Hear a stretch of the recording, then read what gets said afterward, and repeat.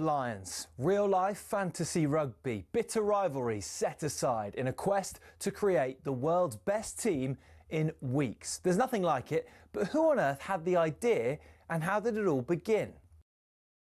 Incredibly, the first Lions tour was organised and funded by three men. Here is that over the last 3 years, the club has lost over 300 million quid. And from day dot, Ratcliffe committed to fixing this, which of course is the right thing for the club.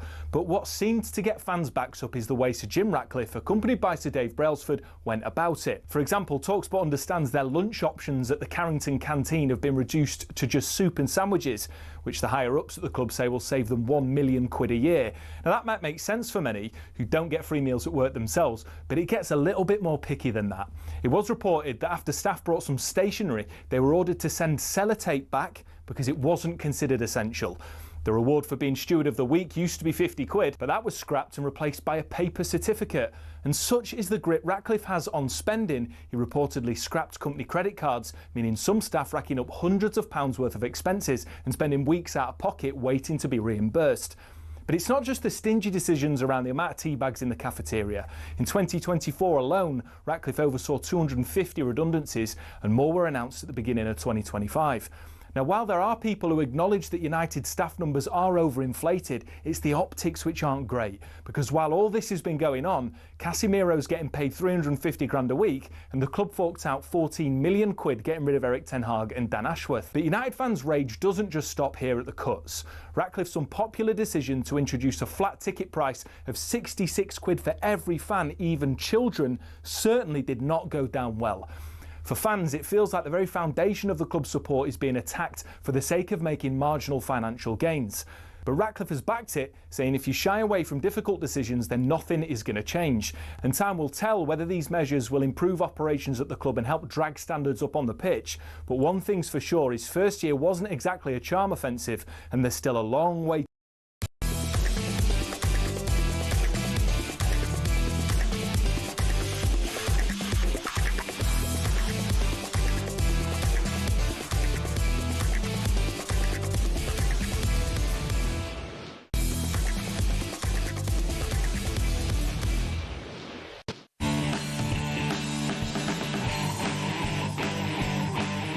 Afternoon, how are we? You're listening to Kick-Off on talkSPORT. I'm your host, Max Scott, and alongside me is Chelsea fan, talkSPORT's very own Rory Jennings. We're with you till 8 p.m. We've got a belter of a show lined up for you this afternoon, with Arsenal expected to unveil Victor Gyökeres this weekend as their new number 14, an iconic number for the Gunners. We're asking whether certain numbers at certain clubs make a player's life even more difficult. And while we're on shirts, what do you make of fully grown adults having their first name on the back of a shirt? Rory's got very strong feelings about this one. Text your thoughts 81089. It's been a weekend of sporting history as well. Joe Root becoming the second highest test run scorer. Ben Stokes in rarefied air as one of the few players to score 10 centuries and get 5 fifers. The Lions clinching their first series win in 12 years, live here on talkSPORT. And of course, the Lionesses can make more history, write themselves into footballing folklore in Basel tomorrow night. We'll be joined by our team out there for the very latest ahead of that Women's Euros final. All that and so much more. Let's get into it. This is Kick-Off on talkSPORT.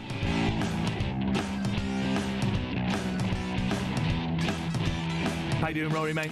I'm very well, Max Scott. I'm very well. How are you? I'm good. Do you know that Chelsea Dagger, that song, a little bit of a Forest-Chelsea crossover? Go on. Back in the dark days in the Championship and League One, whenever we scored at the City Ground, that was the song that we played out. Really? Yeah. Playing, you know, we're going to talk about football kits, but playing music off the back of scoring a goal has got to be like number one issue with current football, don't you think? Well, this was back in the noughties, mate. Yeah, no, that a lot of people doing it. I remember Bolton used to do "I Feel Good." I mean, it's absolutely ridiculous. I tell you what, it's not as bad as though. I don't like these in-stadium announcements. Announcers. No. I mean? Did you see what was going on at the Club World Cup when each player was coming out individually? Get rid of it. Don't want it anywhere near our game. It's like WWF. Yeah. It's ridiculous. And then the game starts about 15 minutes too late. Absolute nonsense. It's not a game for the individual, it's a game for the team, right? We've had some, the juices are slowly sort of creeping up, aren't they? Because we've had a lot of pre-season games today. So a little bit of an update. Tottenham have had 2 games, 2-2 against the mighty Wycombe Wanderers, so a good result for Thomas Frank there.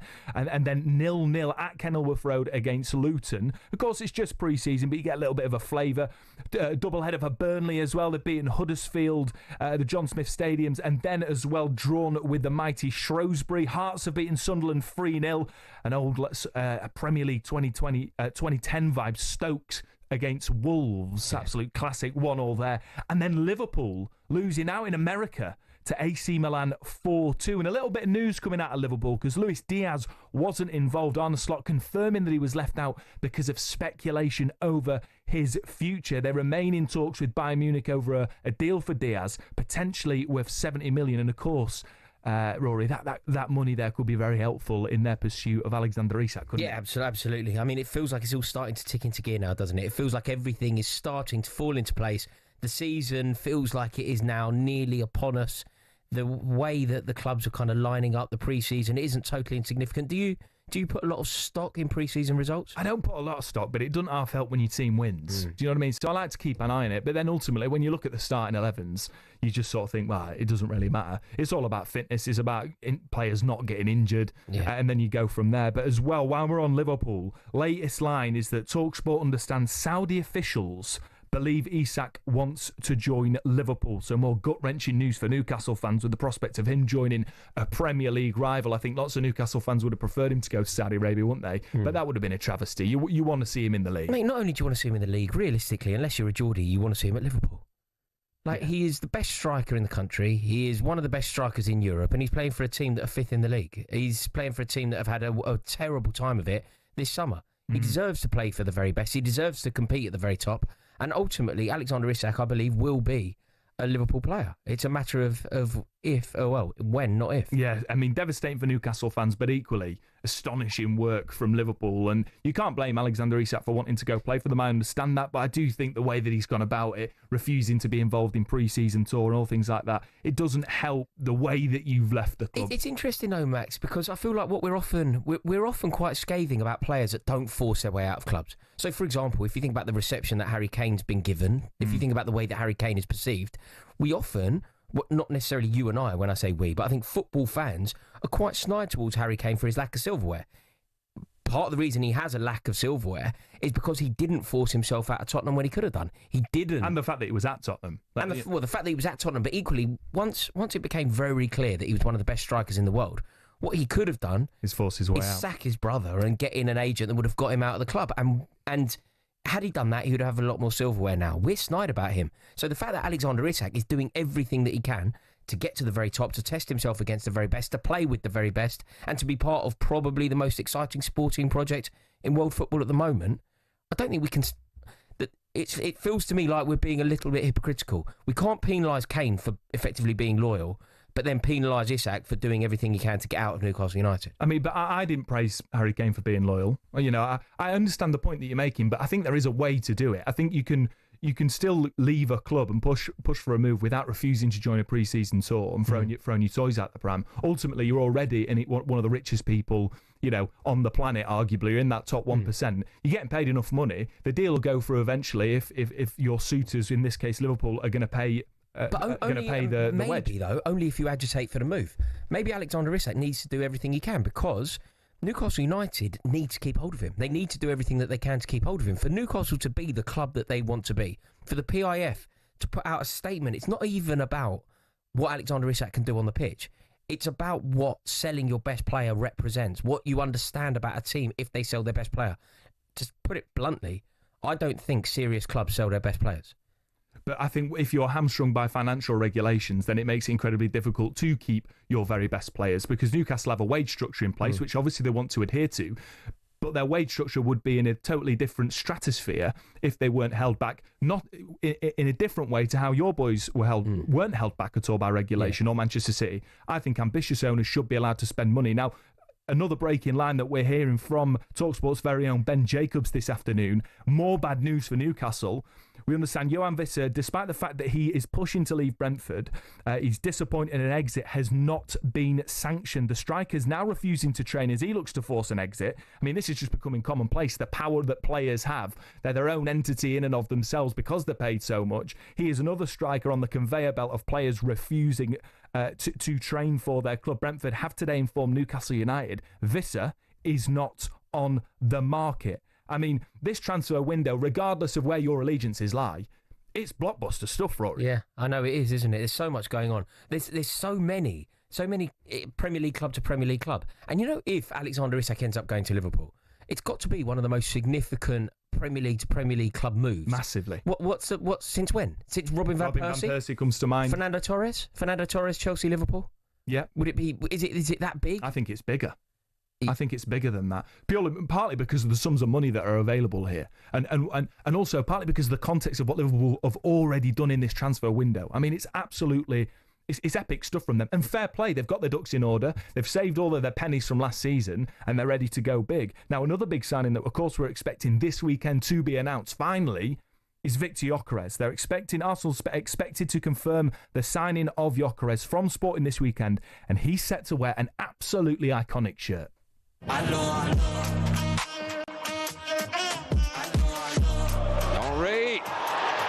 What a goal! Inspiration for Arsenal from Thierry Henry. Here's Henry getting clear. It's Thierry Henry! He scored! He scored for Arsenal in the Bernabeu! Here's Henry, left edge of the penalty area, takes the ball down, right-footed, curls it into the bottom corner of the net. Wonderful goal from Thierry Henry! Here's Gyökeres trying to get in behind, outpacing the young defender, right-footed shot into the corner, and Gyökeres has scored. He's 27 years of age.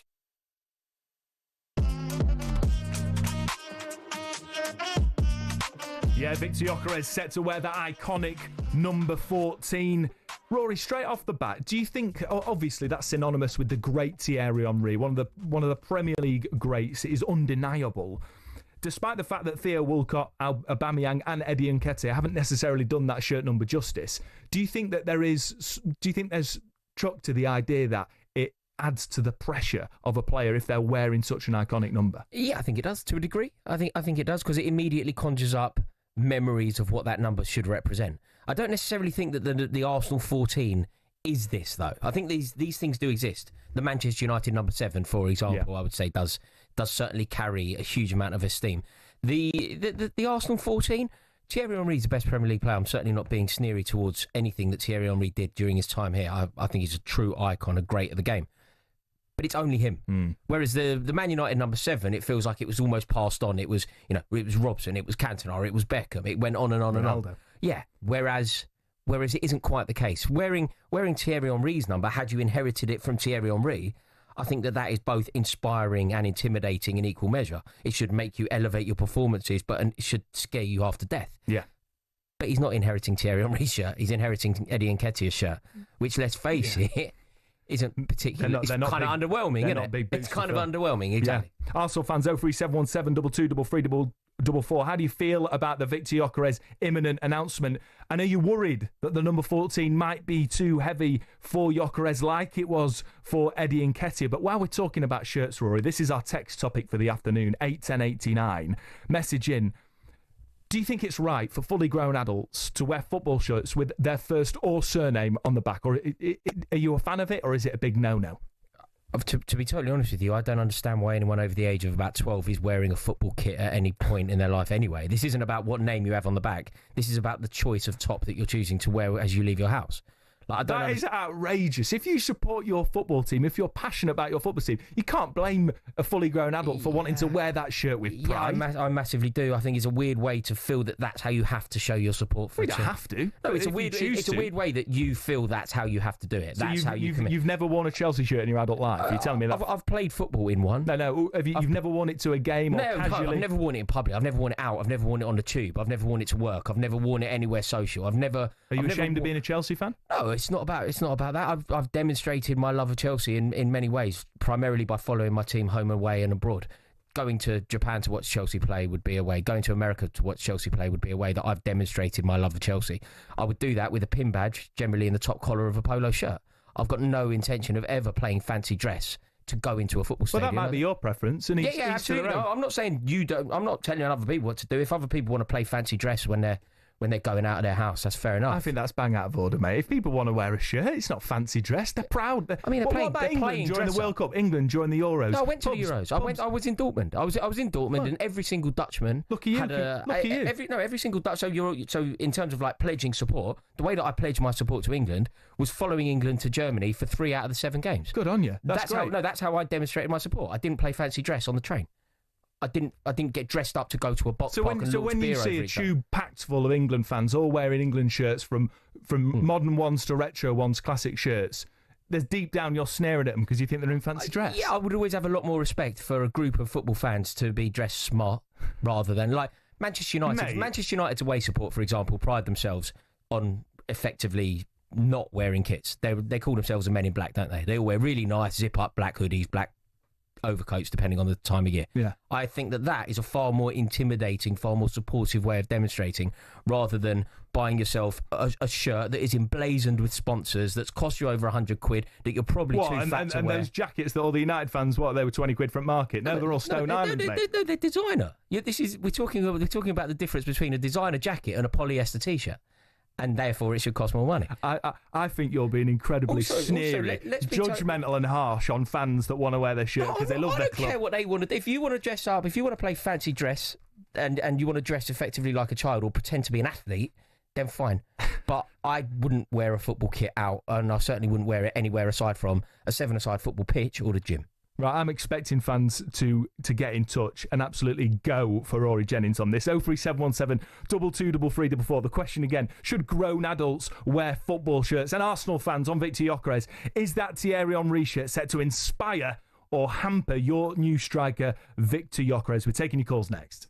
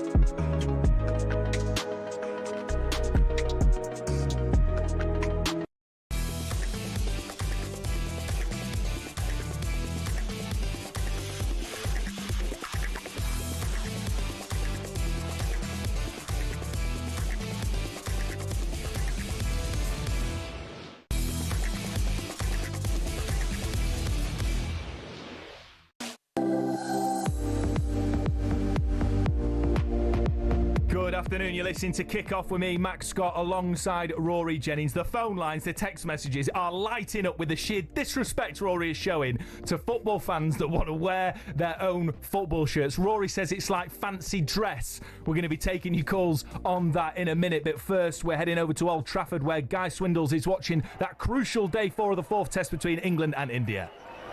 And India are fighting back well on day 4. They found themselves in a lot of trouble earlier when England racked up their biggest ever score in a test in this ground, 669, and a first inning lead of 311. They lost their first 2 wickets without getting a run. But since then, KL Rahul has moved on to 60, Shubman Gill 63. He was dropped on 48. That could come back to cost England. And they're now 131 for 2, just 180 runs away from making England bat again. Brilliant stuff, Guy. Yeah, absolutely crucial stuff. It looked like it was going to be all over early in the day. India 0 for 2 at the beginning of that innings. Guy will keep us updated throughout the day. We're going to be taking your calls on all things football shirts, whether it's wrong for grown adults to wear them, and also, what about the numbers? Do iconic numbers at clubs add even more pressure? Well, on that note, Victor Gyökeres is set to arrive at Arsenal, taking on the mantle of that number 14 shirt. Broadcaster and Arsenal fan Harry Symeou gave his thoughts on their new number 14. Victor Gyökeres has been given the iconic number 14 shirt at Arsenal, a number made famous, of course, by the great Thierry Henry. But will that weigh heavy on his shoulders? I don't think it will. He seems like a really confident guy, someone who was desperate for the move, someone who can't wait to get started at Arsenal Football Club. And listen, yes, people associate that shirt number with Thierry Henry, but Pierre-Emerick Aubameyang wore it afterwards, and although he was brilliant during his time at Arsenal, he obviously didn't leave on the best of terms. Eddie Nketiah then took on the number, so yes, it'll always be associated with the king, as we call him in North London, but I don't think that will weigh heavy on Victor Gyökeres. I think if anything, it's an honour. I think it's something that he'll embrace. I think it's something that he'll take on, and I expect him to be a hit at Arsenal. And if he's got that number on his back and with that iconic celebration, he'll become quite the brand in North London in no time. Harry Symeou, Arsenal fan and podcaster, giving us his insight into the pressure of wearing that number 14 shirt. He believes that Victor Gyökeres is going to wear that well. Now, we're taking your texts, your phone calls on the idea of grown men and women wearing football shirts. For some bizarre reason, it seems to be a cardinal sin for Rory Jennings. The texts keep coming through. I mean, so John Webster, Rory, have you ever been to a fancy dress party? Have you never dressed up for Halloween? Wearing a football shirt is just enjoying the occasion. Kevin said, never heard such disrespect. George, very simply, says, I'm 27. I wear England and Villa shirts. I mean, I just cannot understand. It's quite interesting, though, that one of those text messages just drew the parallel between a fancy dress party and wearing a football kit. Rory, have you never been to a fancy dress party? I, therefore, wear a football kit. That's exactly the point I'm making. Yes, I've been to a fancy dress party and I dressed foolishly for it because that was the theme. And now you're likening that to dressing foolishly to go and support your team. We've got text in there. Football supporters, we help to pay the wages of these footballers get. I think we as supporters have the right to wear our shirts with pride, wherever that may be. As Alan Brazil would say, you numpty. So let's go to the phone lines now. Mike is a Portsmouth fan. Mike, what do you want to say on this really important debate? First of all, I just want to say, having Rory on the show, because I've seen clips of him on different bits of social media, but having Rory on the show is an absolute breath of fresh air. Like, wow. Rory, you're getting a lot of love. Weird. I don't know how to react. This has never happened before. I don't know. I genuinely, it's not often that this has happened, but I'm completely speechless. I was ready to defend myself, and I don't know how to react. But also, what I have to say is, I completely agree with the bloke. Oh, my. Thank you very much. I love it how Max teed you up. As soon as we saw your name, he's like, oh, Rory, you're in big trouble. Mike from Portsmouth wants to talk to you. Mike, what's the problem with wearing your shirt with pride, mate? Unlucky, Max Scott. Look, right, okay, let's just picture this, Matt. Picture this, right? It's Max, but anyway, carry on. Max. It's all right, mate. Let's picture this. You're a 50-year-old man, okay, right, and you go into the pub on a Saturday, yep. and you're going in your Huddersfield shirt. Like, that just reeks of desperation in order to... That's just a desperation for validation, in my opinion. Like, I wear... The only time that I wear my football shirt is going to watch England downstairs on my TV. All right? That's it. If I go out to the pub, I'm just wearing a white shirt, looks nice and clean, crisp, freshly ironed by the missus. If you wear a football shirt out in public, you need to give your head a wobble. Here we go. You weren't expecting that, were you, Max? I was not expecting it, Mike. No, but you're tainting. The masses are with me. You're tainting our fantastic listenership, and I'm sad to hear it. Thanks for your call, Michael. Though I totally disagree. I think it's bang out of order. What about Michael, the Arsenal fan? Michael, please provide some sense and common sense and logic to this conversation. I will. I think it's a great. I mean, Rory, breath of fresh air. Agree. Now, what I will say on it, right? If you're a dude who's going to wear a football shirt, I want to see you with your team boxer shorts and socks and doing a streak, running down to your club that way. I think it's great, actually. It's made me self-conscious about wearing football shirts. I like the Man United idea. Paying all that money for a polyester T-shirt. Yeah, I think it's... I never thought about it like that before. And sometimes you need guys to open your eyes. So good on you, Rory. See that? It's a didactic show. I'm educating people. Did you hear that, Max? Mate, don't That's 2 for 2. Two out of 2. You've had 2 callers say that they like you. But other people would call that 100%. Mate, when I have a scour on social media, I think these are the only 2 blokes. 2. Can we make it a hat-trick? I don't think so. Thanks for your call, Michael. I mean, look, I totally understand the point about the price of shirts. It's absolutely ridiculous. And if people don't want to wear the shirt because it costs so much, all power to you. Totally agree. But if people do want to pay their money, I'm not going to be sat on the tube or sat on the train like you, Rory Jennings, judging people and sneering at them for being proud of their team or their nation. Get a grip. No, this is ridiculous. And I think you might be missing the point. Like, English match-going football culture, it's unique. It isn't about wearing colours necessarily. But that's part of it, mate. No, that's not. It's part of it. I'm all for a scarf. I'm all for a pin badge. I'm all for a club and country pin badge. You absolute melon. Absolutely. I've got a Chelsea and England pin badge. 100%. Fine, and that's what you want to do. But you want to walk about with do you remember with QPR?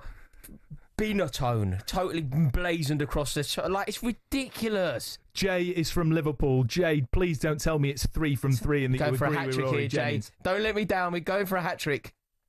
Oh, no. I think it's absolutely ridiculous as comments like, because myself, my children all wear England shirts when England play, even at home.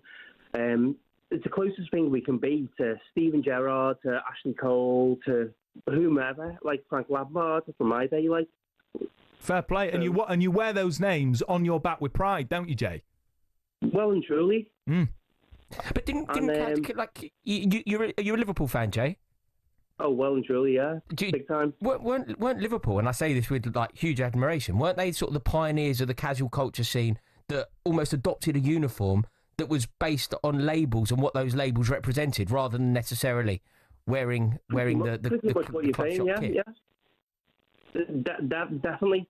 I was happy to wear a pair of iceberg jeans in the back of the day and a Liverpool shirt or even an England shirt, depending on who the player was, obviously, like, and whether he plays for Liverpool. I think there are some exceptions to the rule. Newcastle fans, for example, a slight exception. Arsenal fans, for example, a slight exception. Maybe if you go to Chelsea, I guarantee you this. If you go to Chelsea, you go into the pub before the game, there'll be 50 people there. 50 people won't be wearing a shirt. I ain't got a problem with it, but you'd have a problem if there was one person or a child, bless him. I have no issue. No, I've no issue. No, you're slandering me. There's enough honest things that you can say about me without having to slander me.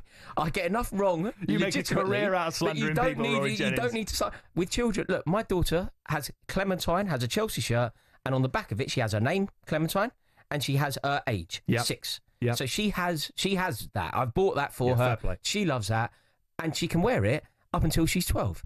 And then she can't wear it anymore. I actually don't think that they should make them for adults. You know, in the club shop, I think that they should make them up until age 12. What, and you think not sell them anymore? And you think they should just make pin badges for everyone? Pin badges and scarves. You absolute wetwag. Look, I will say, for kids, my beautiful nephew Wilf will be getting a Forest kit for the first 18 years of his life. It's part of my role as his uncle. He gets Wilf number 1, 2, and at the minute 3 on the back of his shirt.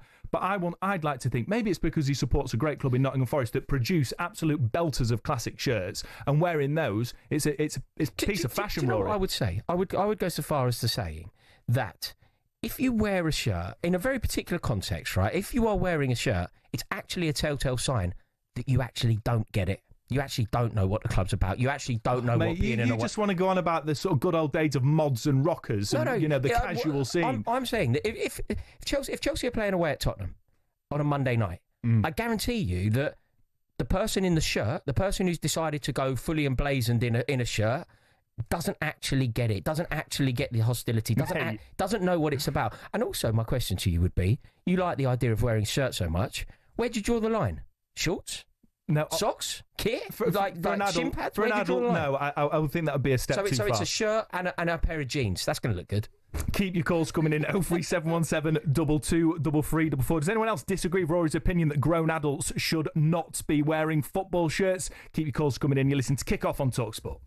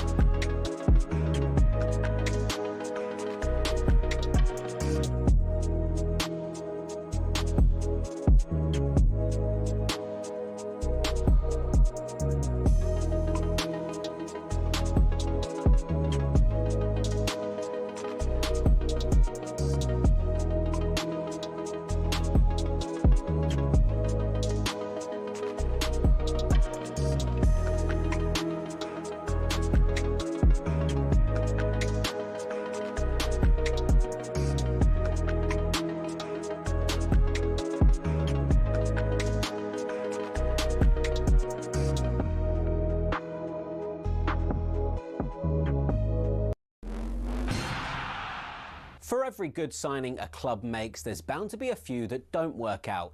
Manchester United have certainly had their fair share of those, especially since the end of their golden age under Sir Alex Ferguson. Here are some of the Red Devils' worst signings since Fergie. First up, Alexis Sanchez. He'd averaged almost a goal every 2 games for Arsenal, but in his 45 matches for United, he only bagged 5. Next up, Radamel Falcao, dubbed El Tigre, or the Tiger. But at Old Trafford, he was a little more pussycat, to be honest. All the Colombian managed in 29 games was 4 goals. Moving on, things couldn't have gone worse for Jadon Sancho at United, with just 12 goals in 83 games. And it all ended after that very public spat with then-manager Erik ten Hag. Next, Ten Hag probably thought he was wise in sticking to what he knew when he brought in Antony from former club Ajax. But the £86 million Brazilian has really not been able to hack it in the Prem.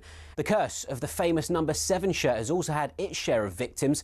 As well as the aforementioned Sanchez, Memphis Depay found he couldn't follow in the footsteps of Ronaldo, Cantona, Beckham and Best. He netted just 7 in 53 appearances. And those are just a few examples. To be honest, the list could go on and on. Unfortunately, that's probably why Man United haven't won the title for over a decade, and why it might take a few more years before they're in contention again.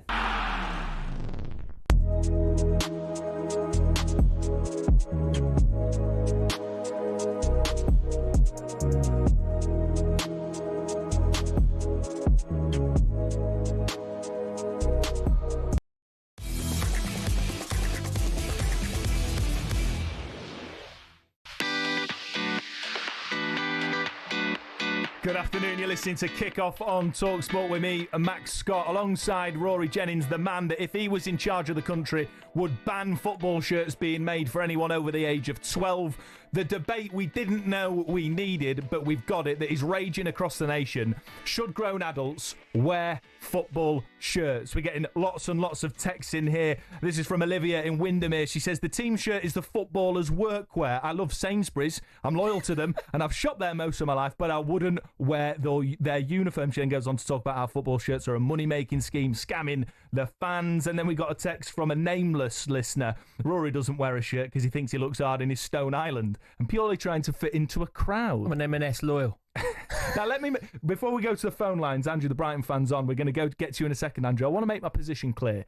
I don't. Oh, look, you're getting scared now. You didn't expect me to lead the masses. I didn't expect you to galvanise the nation, mate. Maybe I'm on my own here. Now, look, I don't wear football shirts to most football games, right? I did to Forest playoff victory against Huddersfield, absolute belter of a day out, best of my life.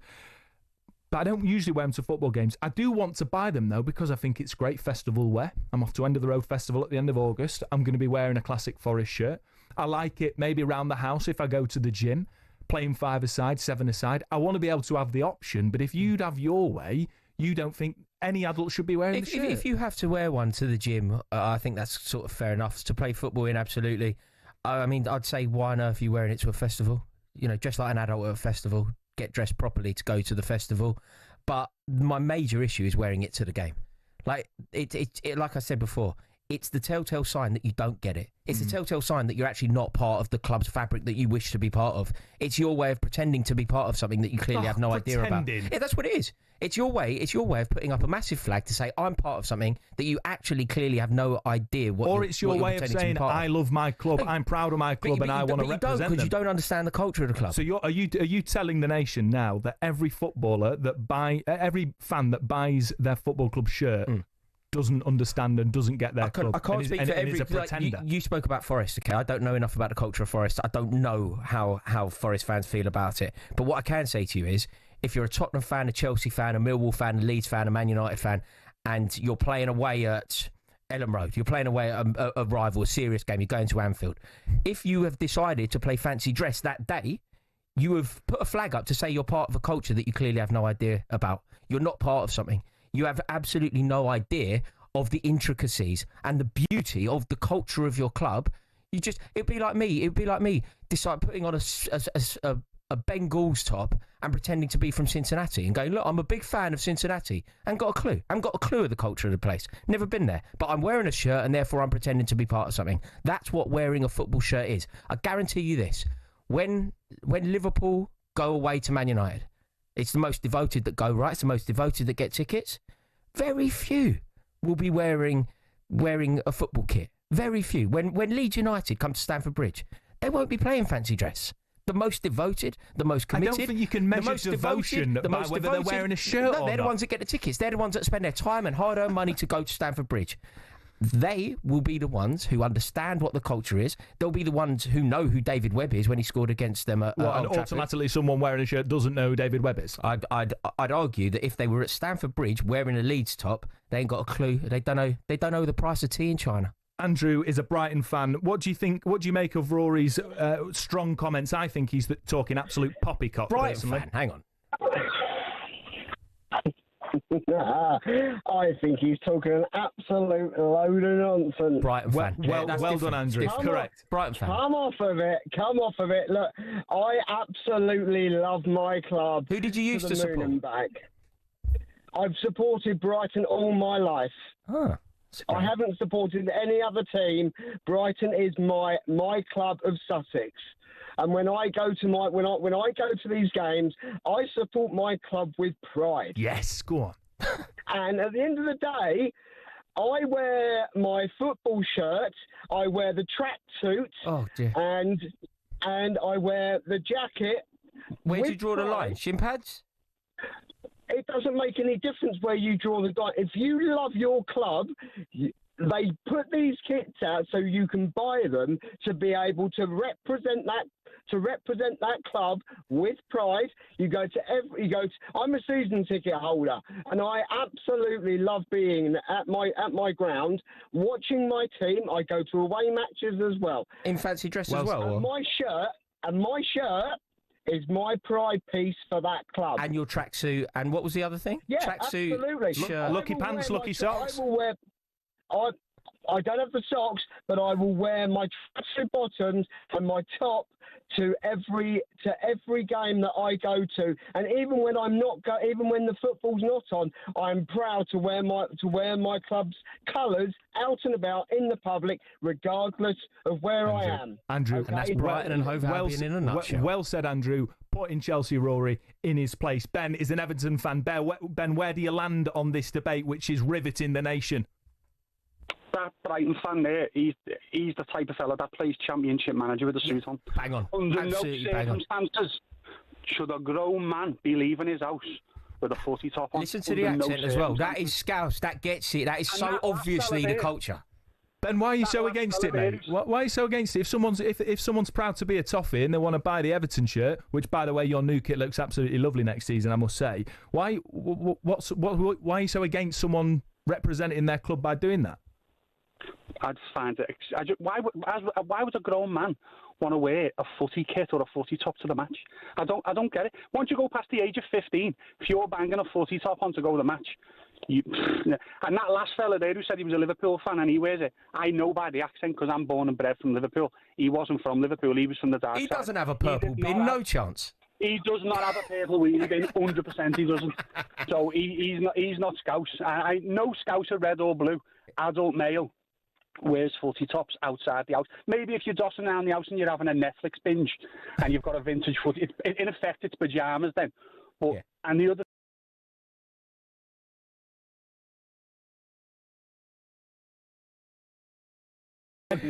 Ben, what do you make of having like a vintage Everton shirt that you might wear to Glasgow or you might wear to a festival or whatever?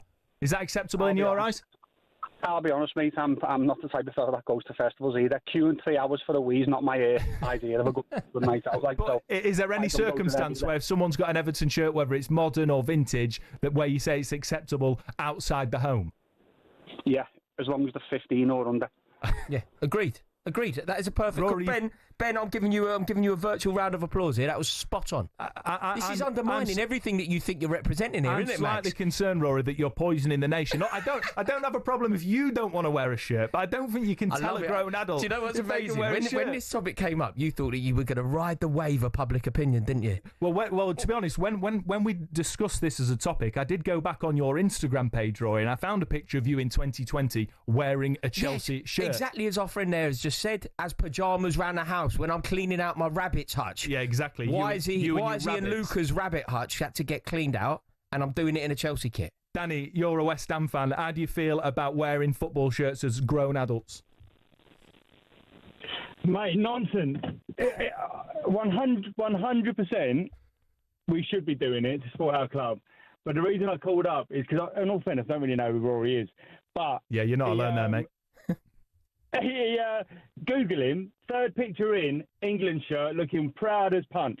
There you go. I'm glad you've done your research, Danny, because I was doing that as well. You there bragging about travelling, watching England all over Germany, and you think it's ridiculous. You're missing the point. I'm in my house. I've just Googled myself for the first time ever, I promise.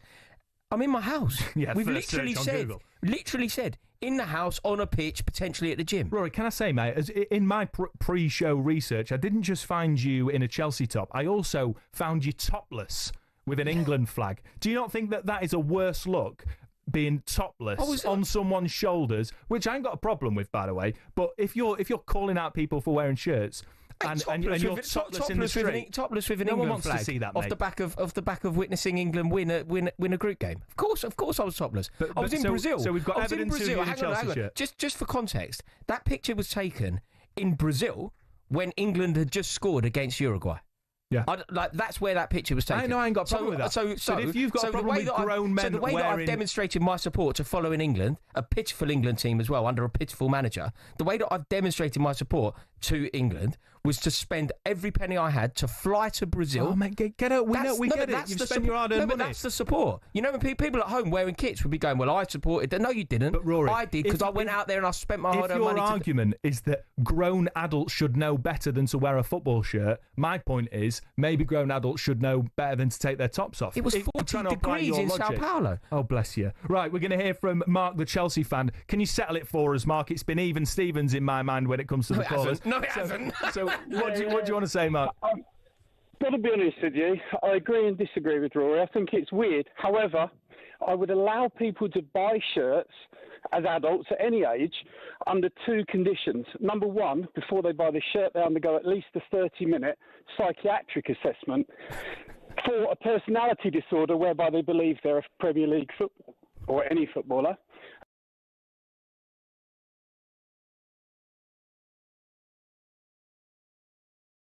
5-stone lump wearing a shirt that is worn by elite athletes screaming out, why don't you make some effort? If they can pass those two tests, buy your shirt. If you can't, shut up and wear a badge. Thank you for your call, Mark. Definitive on that. I just got to say one thing quickly, Rory, because I hear a very famous but anonymous former footballer has been in touch to agree with you. Isn't that the case? That is the case. That is the case, mate. This has been unanimous. This has been a landslide. You didn't expect it, did you, mate, Scott? I didn't expect it. But look, I don't wear football shirts to games very rarely anyway. But if you had your way, you'd ban the sale of them. Right.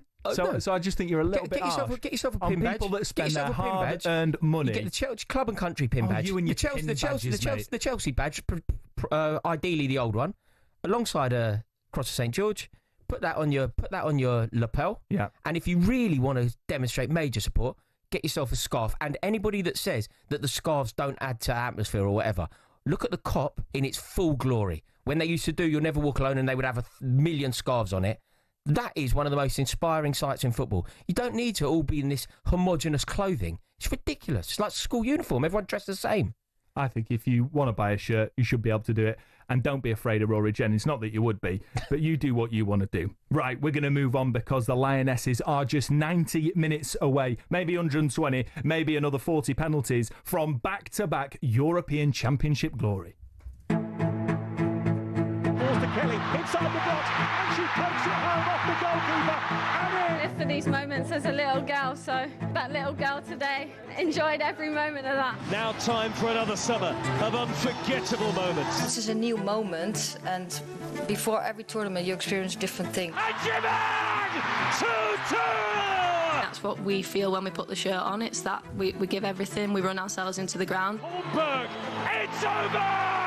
England are in the semi-final! No, we don't make it easy, but we definitely put on a show for everyone watching. Kelly, save! Kelly there again, it's in! England 2, Italy 1. This is just extraordinary. Tanner, oh, she scored! Berger beaten at her near post! And Tanner finds a way! I think England, I'd actually prefer to go up against Spain than I would Germany. But it's the world champions Spain, who are one game away from European glory. But England's Lionesses will have something to say about that. Yeah, win tomorrow, and Sarina Wiegman will become one of only 2 managers to win the Euros 3 times. She's already reached 5 consecutive finals with England and the Netherlands. Spain can complete total dominance as they already hold the World Cup and Nations League title. Earlier this afternoon, talkSPORT's Courtney Sweetman-Kirk caught up with England manager Sarina Wiegman ahead of the Women's European Championship final against Spain tomorrow night. Sarina, first of all, can we just start with a quick fitness update on Lauren James, if that's okay? Yes, she's still recovering, doing some things on the pitch, and of course we have 2 more days, time to get her fit for the game. Wonderful. And let's then talk about you mostly. This is the 3rd major final for the Lionesses, the 5th all told for you. So how have you achieved this? What's the thing that you look at? I think this is why I've progressed so far in management. Well, I actually don't know. I think I've worked with incredible people, staff, incredible football players, and what I'm just trying to do is create an environment where everyone can be at her best and at his best too, because I'm trying to do that with staff too and create this environment where we take action and mistakes are part of our journey. And then of course I have very good people around me with so much qualities and give them the opportunity also to show to express their qualities that brings the team in a better place. And you spoke about that environment, and we get to sit down with the players as well, and something they always mention about you is your directness and your honesty. And is that a big part of how you manage players so they know where they're at and everyone can then work from the same place? Yeah, I think clarity is for me. Clarity is important, and sometimes there's a nice message and sometimes not so nice message, because I know everyone wants to play, and I also know every player works so hard to be where she is right now, and everyone is developing, and I'm trying to help together with staff, of course, in that development. But then there's competition too. And what the players can't control is what decision I make and who I start and who I let come from the bench. And I just try to give as much clarity so they know where they stand. And then it's up to the player how she responds on that and how she copes with that and then moves on. That's what I'm trying to do. And finally, can you sum up this tournament in one word? Crazy. Crazy. Serena, it has been crazy. Good luck for Sunday. Yeah, thank you very much. I hope it's going to be even more crazy on Sunday. Brilliant stuff. That is an unflappable, cool as a cucumber Serena Wiegman speaking to our very own Courtney Sweetman-Kirk earlier on. Now we're going to head straight over to Basel, where we are joined by talkSPORT's voice of football, Adrian Durham, and Lioness legend Tash Dowie, who are out there with all the very latest from Basel. I've just got to ask you, Adrian, because I know that you're a football shirt-wearing legend. I don't know if you've just heard, but Rory has been throwing shade on any grown adult that wears a football shirt. Can you settle this debate for us? Because I was slightly unnerved by how much support Rory Jennings was getting for the first time in his life. Well, it depends where you wear it. I mean, if you wear it to a family function, that's an absolute no-no. Yeah. If you wear it to a game, definitely not. If you wear it in bed, absolutely spot on. Yeah. Thank you for the final word there. Right, guys, I mean, where do we start? I mean, the Lionesses, Adrian, you said this, sort of that they frustrate us, they've angered us, but you cannot help but be filled with joy and anticipation that they can just come back from anything. So how do you rate their chances going into this? I'm actually feeling really positive about it, and it's only when I really think about how good Spain are and the little passages of play they have, even when they're not playing particularly well, that you start to get worried. But I think there's a clash of styles coming in the final tomorrow here in Basel. I think then England will go long, Spain will play their normal tiki-taka, and I think that England might get some joy, because Germany had some joy the other night. I was at that semi-final in Zurich. They had some joy going long, but they just didn't finish their chances. And Spain struggled against a good side. England haven't been playing particularly well in every game, but they are still a good side. So it's normally close when Spain and England meet, and the heart might be ruling the head a bit, but I'm going England with their direct style to beat Spain. Tash, can I ask you, do you think that there's any element in this England squad of dreaming about revenge? Obviously, the last time we met in a final against this same opposition in 2023, we got beat. Do you feel like there'll be any dream of maybe exercising the demons of that night, or do you think this is a game in total isolation? They'll be fully focused on it simply for what it means on the night? No. Yeah, I think there will be revenge, absolutely. And I think in an interview with Bon Mati, she said the same with regards to when they got knocked out by England and they wanted the revenge and they got it in the World Cup. So, yeah, full focus will be on tomorrow's game, and England will be focusing on themselves and how they can beat the Spanish team. But that game would have hurt. It's a huge game to have lost, and they will. Absolutely. I think if I put myself in the players' shoes, I would want revenge. And let's hope that we see an angry England, a top performance right from the off. I expect to see that. Look, I'm very hesitant to be critical of Serena Wiegman because just of what she's achieved and how she manages to get this team to achieve things that we don't think that they can do. But one thing that I think a criticism that has been levelled at her is that she's been very conservative with her starting 11. Now, we know that, there's potential, sort of Lauren James is potentially a doubt. And, of course, you look at Chloe Kelly, who's just been this enigma, cult icon, game after game, changing games. Of course, Michelle Adjumang as well. Where do you stand in terms of how Serena will set up for the starting 11? Can you see any changes possible? No, I think it'll be the same that started the semi-final. It was touch and go with Lauren James, but I think she came through training today, so I believe she will start. I actually asked Sarina Wiegman about, what goes through her head in those moments, when they're 1-0 down and about to go out, and she said, she's, before the tournament even started, she selected a 23. She knows the players that ideally she wants to play. She knows their strengths and weaknesses. They speak about it during the camp, all the way through, during the game, all the time. She knows the impact that certain players can play. So there is a logic behind it, and she does say in moments there's that instinctive feeling that she gets where, I guess she works her magic, and pretty much 10 times out of 10 it works. So I think as fans now tomorrow we can relax, and she has a plan, and so far it's worked, and hopefully it works again tomorrow. Yeah, absolutely, Tash. Adrian, can I get your thoughts on this? Yes, we're in a final, it's wonderful news, and fingers crossed we can make it happen. But if we're totally frank, we've limped along the way and rode our luck at times. Do you think, or have you seen, you've been at every England game I believe, have you seen enough to think that we can pull it out the bag and actually put in a performance that is worthy of winning a tournament? Because we won't be able to ride our luck against such a brilliant Spanish side. We were brilliant against the Netherlands, who are a good side. They may not have played very well, but England was sensational, really put them to bed that night. And we are due a good game. Yeah, we beat Wales, but that wasn't really a test. It was a training exercise. And since then, quarter-final, semi-final, England have not played well at all. They are due a good game. I'm just listening to Tash saying there that the fans can relax. We cannot relax. No way with this England side can we relax at all. But I think that they are due a good game, and I think that's significant because they know they didn't play well. Yes, they've got through, and we can all say in Sarina we trust.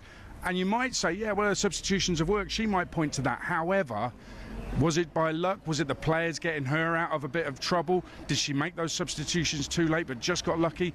So I think there's questions to be asked there. But you know what? If she goes and wins the tournament, who can possibly question Sarina Wiegman with the record she's got? Yeah, well, I think the answer to that is absolutely nobody. I mean, on the final, of course, it's Spain, who seem to have England's number in some big games recently. But I must admit, when I watched Spain-Germany, I wanted Germany to win, partly because of that, because of the world-class players in that Spain team, and partly because I wanted to see an England-Germany final. I think that's always just going to be blockbuster. But do you think there'll be any semblance of sort of extra hope that the Lionesses will have got, Tash, from watching Spain have to struggle for that, have to play those extra minutes in extra time, and maybe there'll be that psychological advantage that they've got that day's extra rest as well? Yeah, that's huge. I think we talk about the 1% in football, and that's a huge 1%, that extra day recovery that England need to make the most of. And I also think there are weaknesses in this Spanish team. There's not many, but I think if you look at the pace of the two centre-halves, I think that's definitely something Germany exploited. Buell should have scored. There was many a times where they just went direct and they struggled, and I think that's an area that England can really hurt them. I spoke about it. I would love to see a Lauren Hemp and a James come infield a bit more, rather than go 1v1 down the line. Actually drive infield and look to combine with Russo and actually support Russo a bit more, because I think with her clever movement in behind those two centre-halves, with Toon potentially making those third-man runs, you could really hurt this Spanish team. Yeah, absolutely. One thing I think about Alessia Russo is just the work rate, and I think she's paved the way for the likes of Adjiman to come on and score goals because she's such a nuisance to defenders. Just finally, because we're going to be talking about this later in the show, Adrian, about refereeing and VAR, how would you assess sort of VAR and on-field officiating in this tournament? There's been lots of chat about IFAB bringing in or taking away rebounds from penalties. I mean, how has it been during the tournament so far? Well, given Chloe Kelly's rebounds against Italy from the penalty, they definitely should not implement that rule. Everybody knows I'm not a big VAR fan, and I go back to the very first game against France when Alessia Russo's goal was ruled out for offside, and still I'm getting tired of people saying offside is offside. Have a look at that, and I just can't, I cannot see it. It's like they're looking for a reason to rule it out. Those are the kind of things that IFAB need to be looking at, that PJMOL should be looking at. Those are the kind of decisions, those marginal offsides where you're not getting an advantage. Have a look at the rule, have a look at the interpretation of the rule, but to be honest with you, I just can't ever. I won't ever be a fan of VAR. It's been here, 6 years in the English game. I'm not having it at all. Yeah, I think a lot of people listening share that sentiment as well. Guys, thank you so much for joining us. That's Adrian Durham, talkSPORT's very own voice of football, and former Lioness Tash Dowie, who will be on commentary duty for that epic final, Women's Euros final, England-Spain, live on talkSPORT. But tomorrow, talkSPORT is going to be in full Lioness mode. Ollie Klink and Leanne Sanderson will be soaking up the atmosphere from Box Park, Wembley, between 2 and 4. Then it's over to the team in Barnsley for live coverage. Kickoff is at 5 p.m. Right, up next, we'll be asking whether the traditional top six is still alive and kicking. Find out exactly why that question's come up by staying tuned.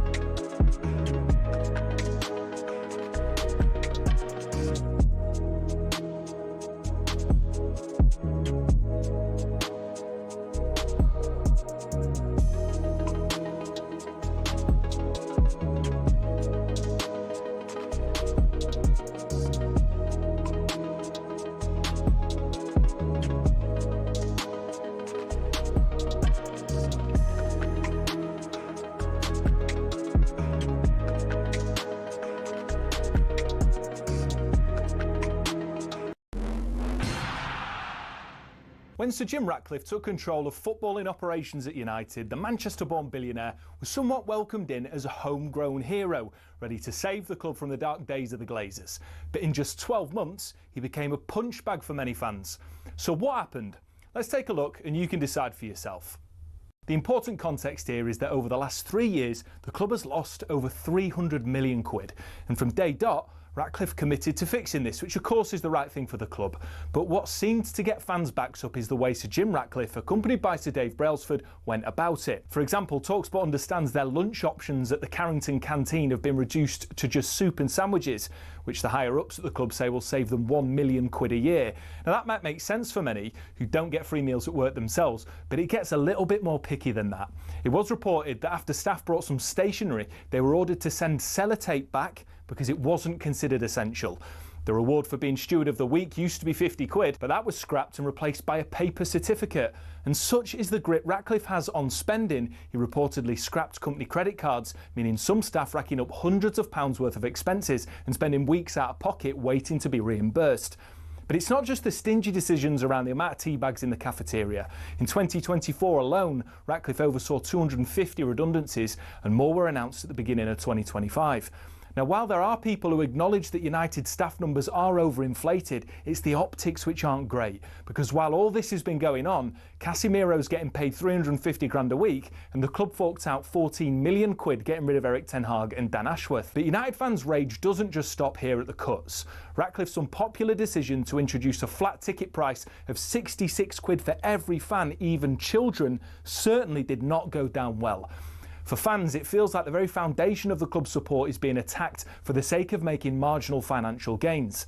But Ratcliffe has backed it, saying if you shy away from difficult decisions, then nothing is going to change. And time will tell whether these measures will improve operations at the club and help drag standards up on the pitch. But one thing's for sure, his first year wasn't exactly a charm offensive, and there's still a long way to go for United to be back to where many say they belong.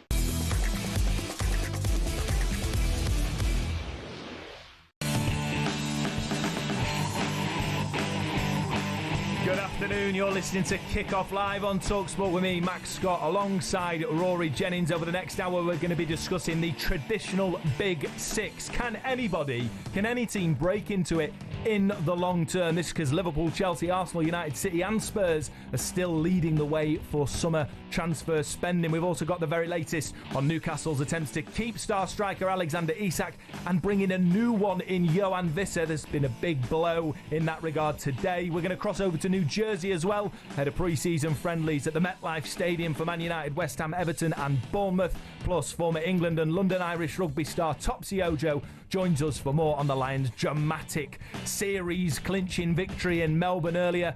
That was an absolute belter live on talkSPORT. And of course, you can also watch us live on the talkSPORT YouTube channel and your smart TV. This is Kick-Off on talkSPORT.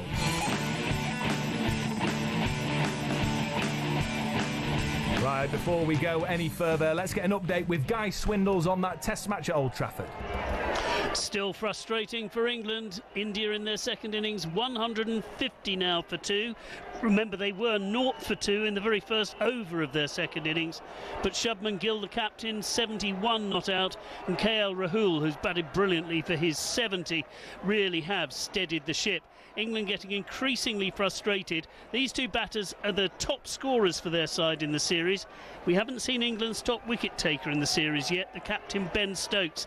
He did pick up a knock when he was batting, and at the moment he hasn't bowled and he's been missed. It's now 154 for 2. India trail by 157. We'll play until 6:30. Thanks. That's Guy Swindle reporting for us. Yeah, India digging deep because they've got to hold on to that test match to stay in the series. We'll be keeping you updated from Old Trafford throughout the show. Right, our next topic that we're going to be discussing: is it possible for any club to permanently break in to the top 6? And this is because recent figures show that Premier League clubs have spent $1.63 billion on players since the transfer window first opened at the start of June. Of the total figure, just over $1 billion has come from 6 teams, the traditional so-called Big Six in the Premier League era. That's Arsenal, Chelsea, Liverpool, City, United, and then Tottenham. Rory, what do you make of this? I mean, the Big Six is clearly still a thing. Do you think it's ever possible, with the financial regulations that we have, for clubs to permanently break into that? Yeah, I think it is. I think there's certainly a world where it could happen. If you think about last season, for example, 2 of what you've just referred to as the Big Six, that are the Big Six, in fact, finished 15th and 17th. So there is certainly a world where there is a bit of an ebb and a flow, a little bit of jeopardy around teams finishing in those positions. But equally, it's going to be very difficult because those are the strongest teams for a reason, and for somebody to muscle in permanently, it's going to take something pretty special. I know we've been speaking a lot about this in regard to Newcastle and Alexander Isak, but I just sort of worry nowadays that because there are these really stringent financial regulations in place, and sometimes I understand the thinking behind it, but I think ultimately it prevents clubs that are incredibly wealthy, like Newcastle, like Forest, like Villa, from really spending the money they'd like to and becoming the sort of the behemoths that they want to worldwide, or to become bigger worldwide, to create those revenue streams that they can then increase their spending on the best players and then challenge. And so we hear a lot of times from fans, don't we, that, it's a cartel, or that it's a closed shop, or that, they want to keep the status quo. Can you understand why some fans feel I can, that way? but I don't think it's true. I mean, I think it's difficult, and I think that perhaps the deck is stacked slightly against the teams that are trying to break into it. But ultimately, Manchester United are nowhere near. Manchester United won't be one of the top 6 next season, in my opinion. They certainly weren't one of the top 6 last season. So somebody needs to make that position their own. Like the thing that's brilliant about football, and I think the reason why 1 million people in this country every single weekend spend their hard-earned money to go and watch a football team to play. Spend their hard-earned money to pay for football shirts. But I think the reason why people do it is because there is always the unknown. There is always the potential. There is always the possibility. The dream is always alive. So yeah, I don't think that we should see it as being this closed off shop. I find it just doesn't chime with the way I see the game. When people see things as being almost set in stone in football, it never is. Like when people say the top 6 is a foregone conclusion, or the 3 that are coming up are definitely the 3 that are going to go down. Okay, it's happened, and it's going to be difficult for the teams that have come up. But no, I think the beauty of football is the jeopardy. And I don't see it as being this closed shop that often others do. I mean, you talk about the clubs coming up. I think you've got to take your hat off to Sunderland. They've spent £101 million since June. And I think fair play to them. But they need to do that. And I think that clubs that are coming up, if they have the means to do it, should be encouraged to spend a lot of money, because it is a massive gap between the Championship and the Premier League. Forest were criticised for spending loads of money on 30-odd players. And I can understand why that draws detractors, but ultimately it's key to why Forest are now in Europe for the first time in 30 years. Yeah, I completely agree. And I think the pyramid system in this country is something that we love, cherish, and should always be protected. But I don't see it as being this. Look, two years running, we've had a situation where the 3 teams that came up ultimately went down. Yeah. But that doesn't mean that it's set in stone. That doesn't mean that it's almost this guarantee. I can see a world where Leeds United survived last year. I'd like that to happen. But when it comes to the top 6, Rory, yes, occasionally you'll have seasons where Spurs have an absolute clanger, Manchester United have the worst in their modern history, and then other clubs break in. I mean, even when you talk about the top 6, Forest didn't even do that. They were only 7th. Of course, you get it occasionally, but I really struggle to see a club being able to do that in the long term for year after year after year being in the top 6. You've seen Newcastle go in and out, Villa go in and out. I think it's a really difficult task with financial restrictions in place for clubs to do that. Yeah, I agree, but I don't think we've ever had, we're not making this a modern day football problem, are we? Like, I'd say it's better now than it was, say, a decade or 2 ago. When I remember there being a top 4, there was literally 4 teams that would finish in the top 4. Where they would finish in that top 4 was interchangeable. We could have a debate as to who would win the league. But there were 4 teams that were capable of finishing in the top 4, and they would always do that. There's more jeopardy around it now. The fact that there's 6 makes it more interesting. There's 6 that all have legitimate belief that they could finish in the Champions League spots, rather than 4 believing they could finish in the Champions League spots. I just think that there's always an anomaly. There's always a chance. Like at one point this year, I remember listening to talkSPORT, and Simon Jordan and Jim White actually had a bet that Nottingham Forest were going to win the league. Jim White, I think, took a bet with Simon Jordan that Forest were going to win the league. So the fact that was, obviously, I imagine that it was slightly tongue-in-cheek, but it was a genuine possibility. Yeah. And I don't see football as being this guarantee. Pep Guardiola's demise last season, Manchester City's, what did they lose, 11 out of 13 games? That shows you that nothing's set in stone. I don't. To put it bluntly, Max, when people talk about this, I think it's just a defeatist attitude from the teams that are pushing for the top 4, top 6. There is definitely a world where you can break in, and the fact that Manchester United and Tottenham finished in the bottom 15 last year should be inspiring to the likes of West Ham, Forest, Villa, Newcastle United. There's a world where they can do it. I understand what you're saying, and I don't wholly disagree. And look, I think that there is always going to be a little bit of a natural order. Clubs like Liverpool and clubs like Manchester United have such rich histories that there are always going to be incredibly attractive clubs for players that are maybe playing for a Palace, a Forest, a Newcastle, a Villa trying to break through. They're always going to be attracted to those clubs. I'm not denying that. There will always be that little bit of a pecking order.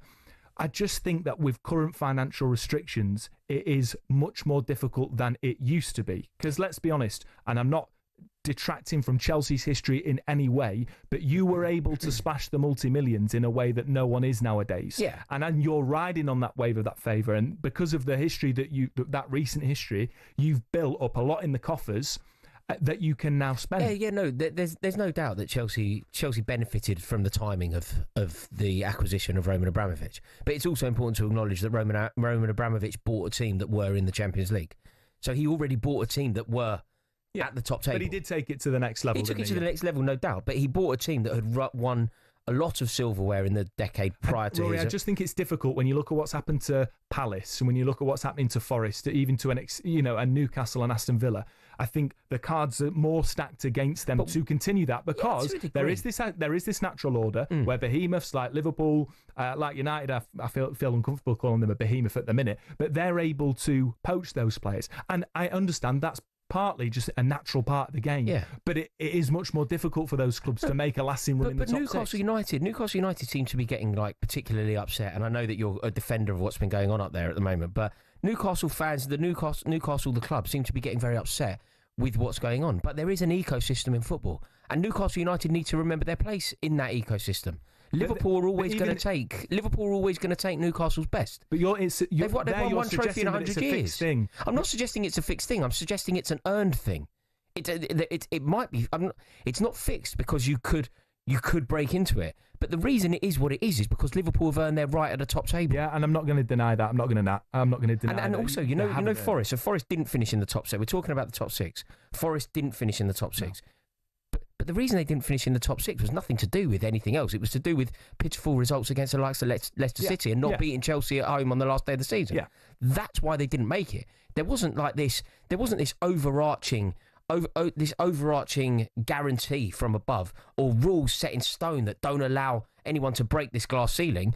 They didn't make it because they dropped points to a pitiful Leicester team who were already down. That's why Nottingham Forest didn't break in.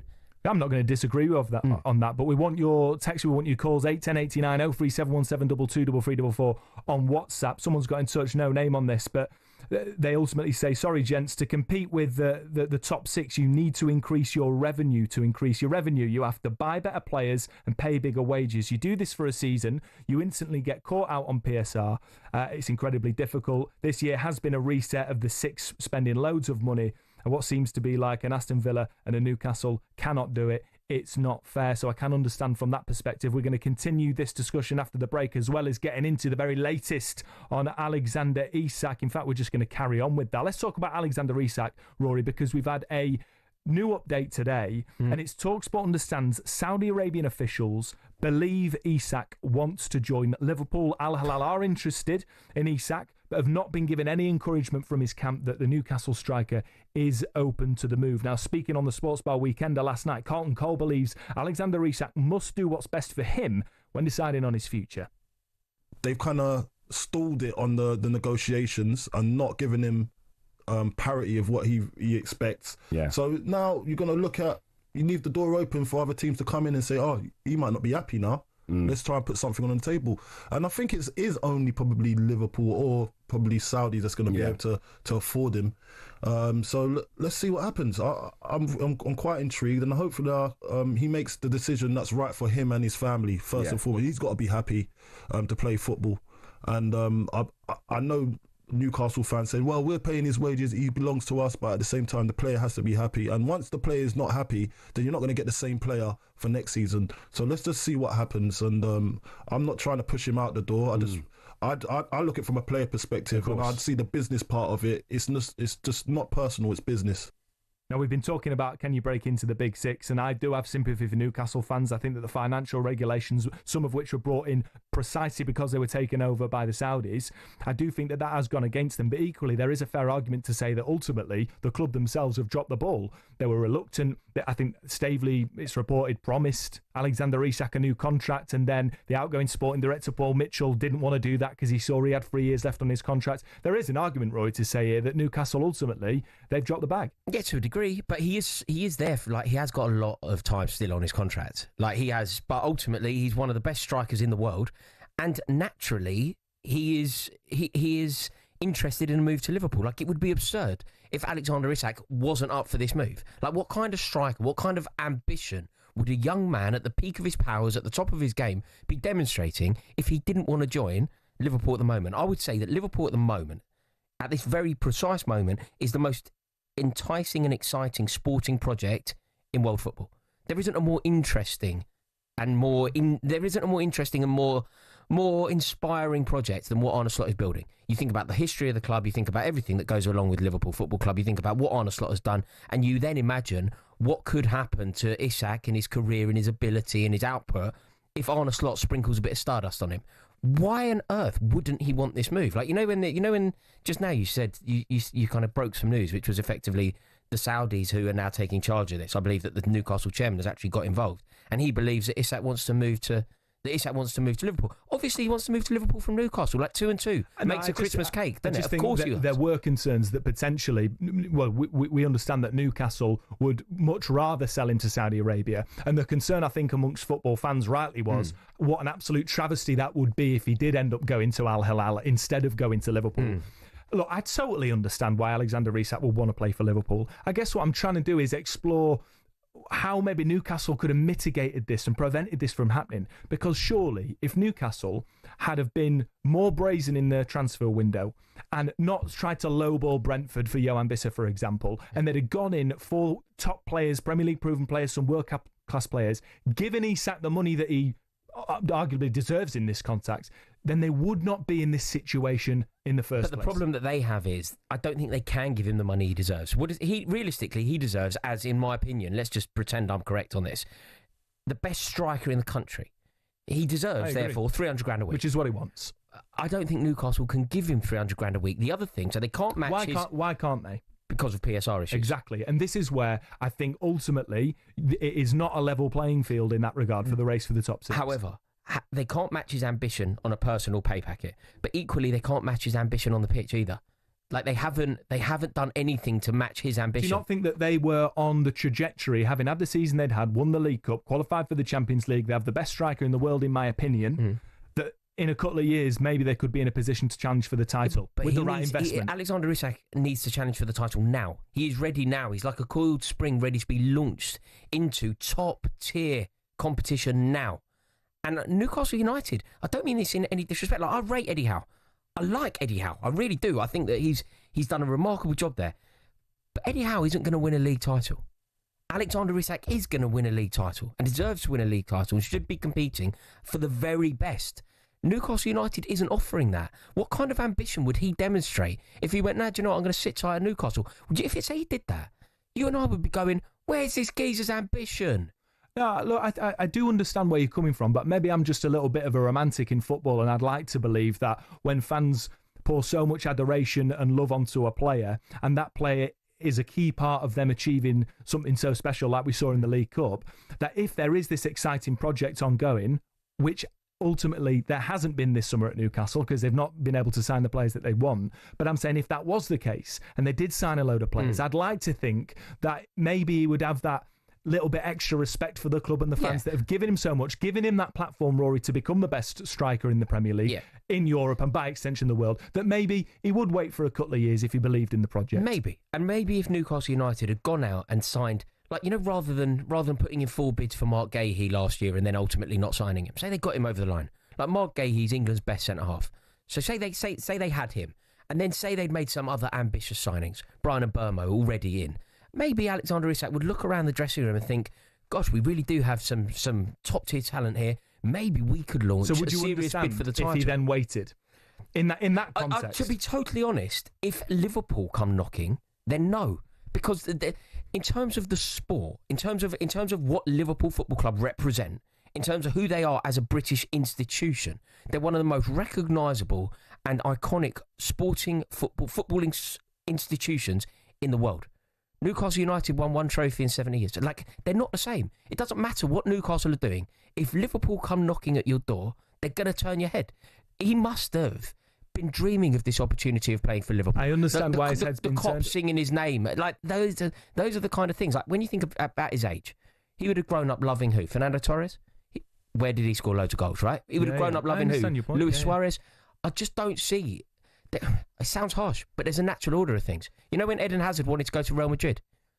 Yeah, kind of happens, right? Rory, that is a fair point. I guess what I'm saying is if the footballing project was slightly more compelling and captivating and had been sort of had been run slightly better this summer by the top brass at Newcastle. I mean, I don't know if they've got a sporting director at the minute, so there's a massive problem there. But ultimately, then maybe Isak would be in a situation where he wouldn't have had his head turned so easily by Liverpool. Of course, Liverpool is always going to be an attractive proposition, but ultimately I think perhaps it is quite difficult for Newcastle to permanently sort of break into that top six. Paul is an Everton fan. Paul, you've got in touch. You want to have your say on this idea of the big six. Do you believe it's a thing? It never was. It was coined by Sky for some silly reason. On what basis? Average position for a period of time? Well, possibly so, for a period of time, but that's always cyclical anyway.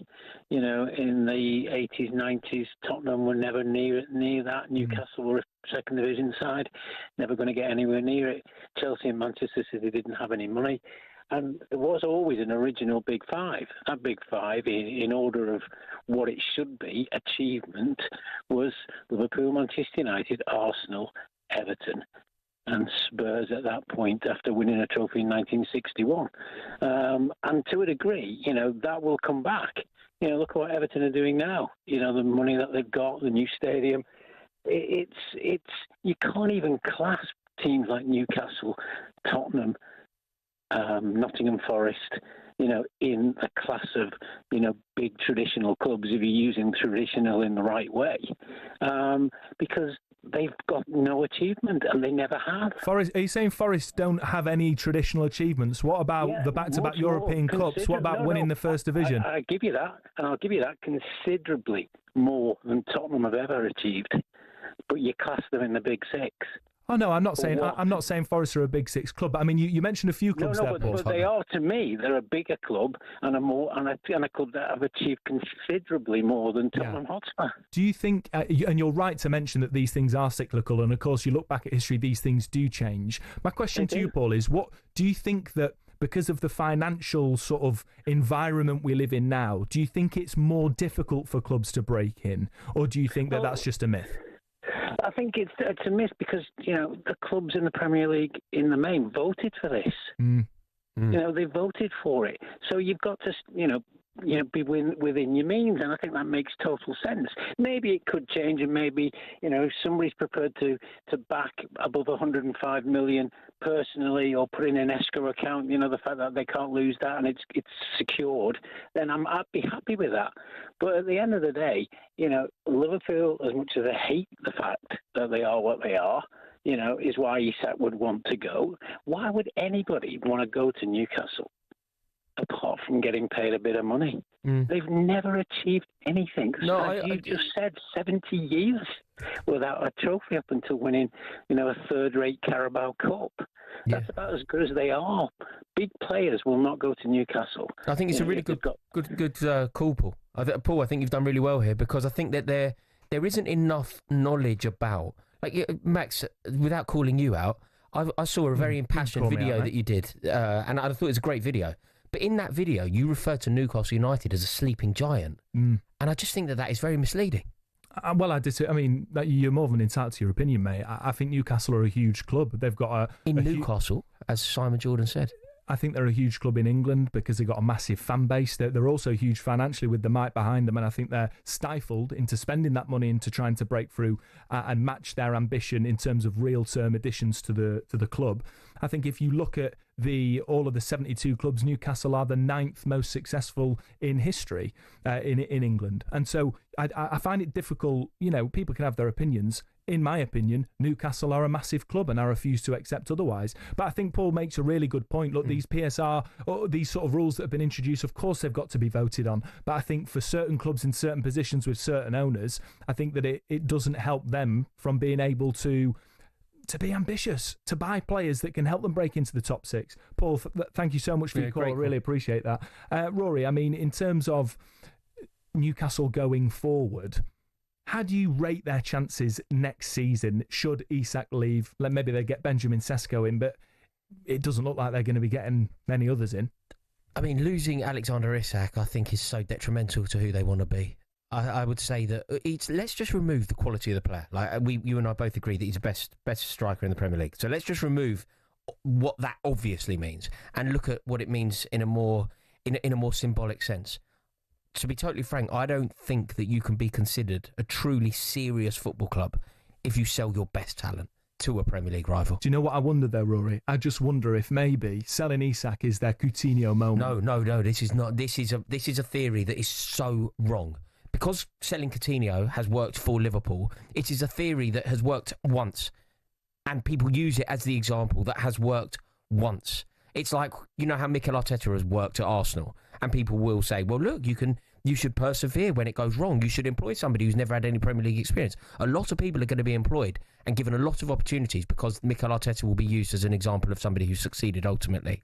This example of Coutinho is going to set a lot of people down a very, very difficult path. Selling your best players, particularly to Premier League rivals, is only bad news.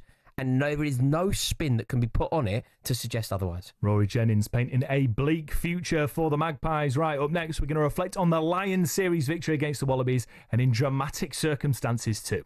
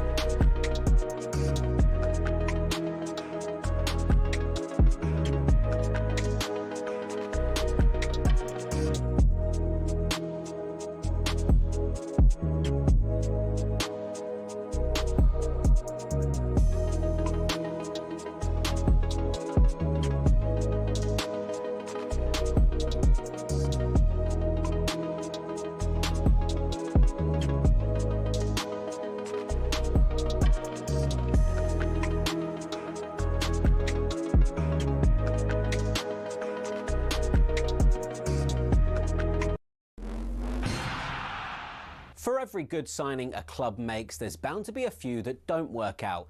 Manchester United have certainly had their fair share of those, especially since the end of their golden age under Sir Alex Ferguson. Here are some of the Red Devils' worst signings since Fergie. First up, Alexis Sanchez. He'd averaged almost a goal every 2 games for Arsenal, but in his 45 matches for United, he only bagged 5. Next up, Radamel Falcao, dubbed El Tigre, or the Tiger. But at Old Trafford, he was a little more pussycat, to be honest. All the Colombian managed in 29 games was 4 goals. Moving on, things couldn't have gone worse for Jadon Sancho at United, with just 12 goals in 83 games. And it all ended after that very public spat with then-manager Erik ten Hag. Next, Ten Hag probably thought he was wise in sticking to what he knew when he brought in Antony from former club Ajax. But the £86 million Brazilian has really not been able to hack it in the Prem. The curse of the famous number 7 shirt has also had its share of victims. As well as the aforementioned Sanchez, Memphis Depay found he couldn't follow in the footsteps of Ronaldo, Cantona, Beckham and Best. He netted just 7 in 53 appearances. And those are just a few examples. To be honest, the list could go on and on. Unfortunately, that's probably why Man United haven't won the title for over a decade, and why it might take a few more years before they're in contention again.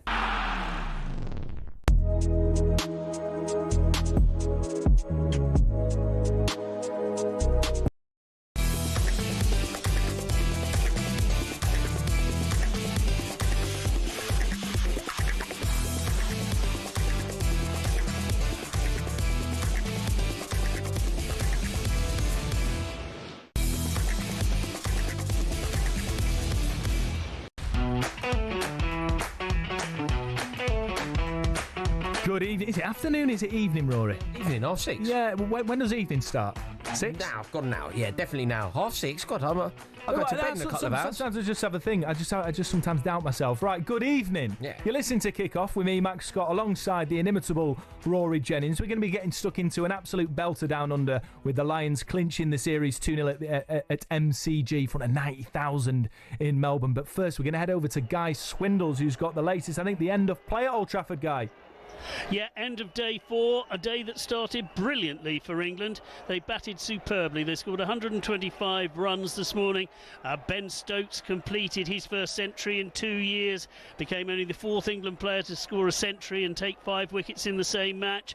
And England posted their highest ever Test match total at Old Trafford, 669 not out, all out. And then Wokes took 2 wickets in his first over. India 0 for 2. England looked as if they were heading for a very quick victory. At the end of play, India 174 for 2. Fantastic fight back from Shubman Gill, who is 78 not out, KL Rahul 87 not out, and they have frustrated England now for 63 overs. Brilliant batting from those two, and now England have got their work cut out to win tomorrow, because their lead is down to just 137, and their leading wicket taker in the series, Ben Stokes, has yet to bowl in this innings. That is a big concern. India will resume then on 174 for 2 tomorrow, trailing by 137.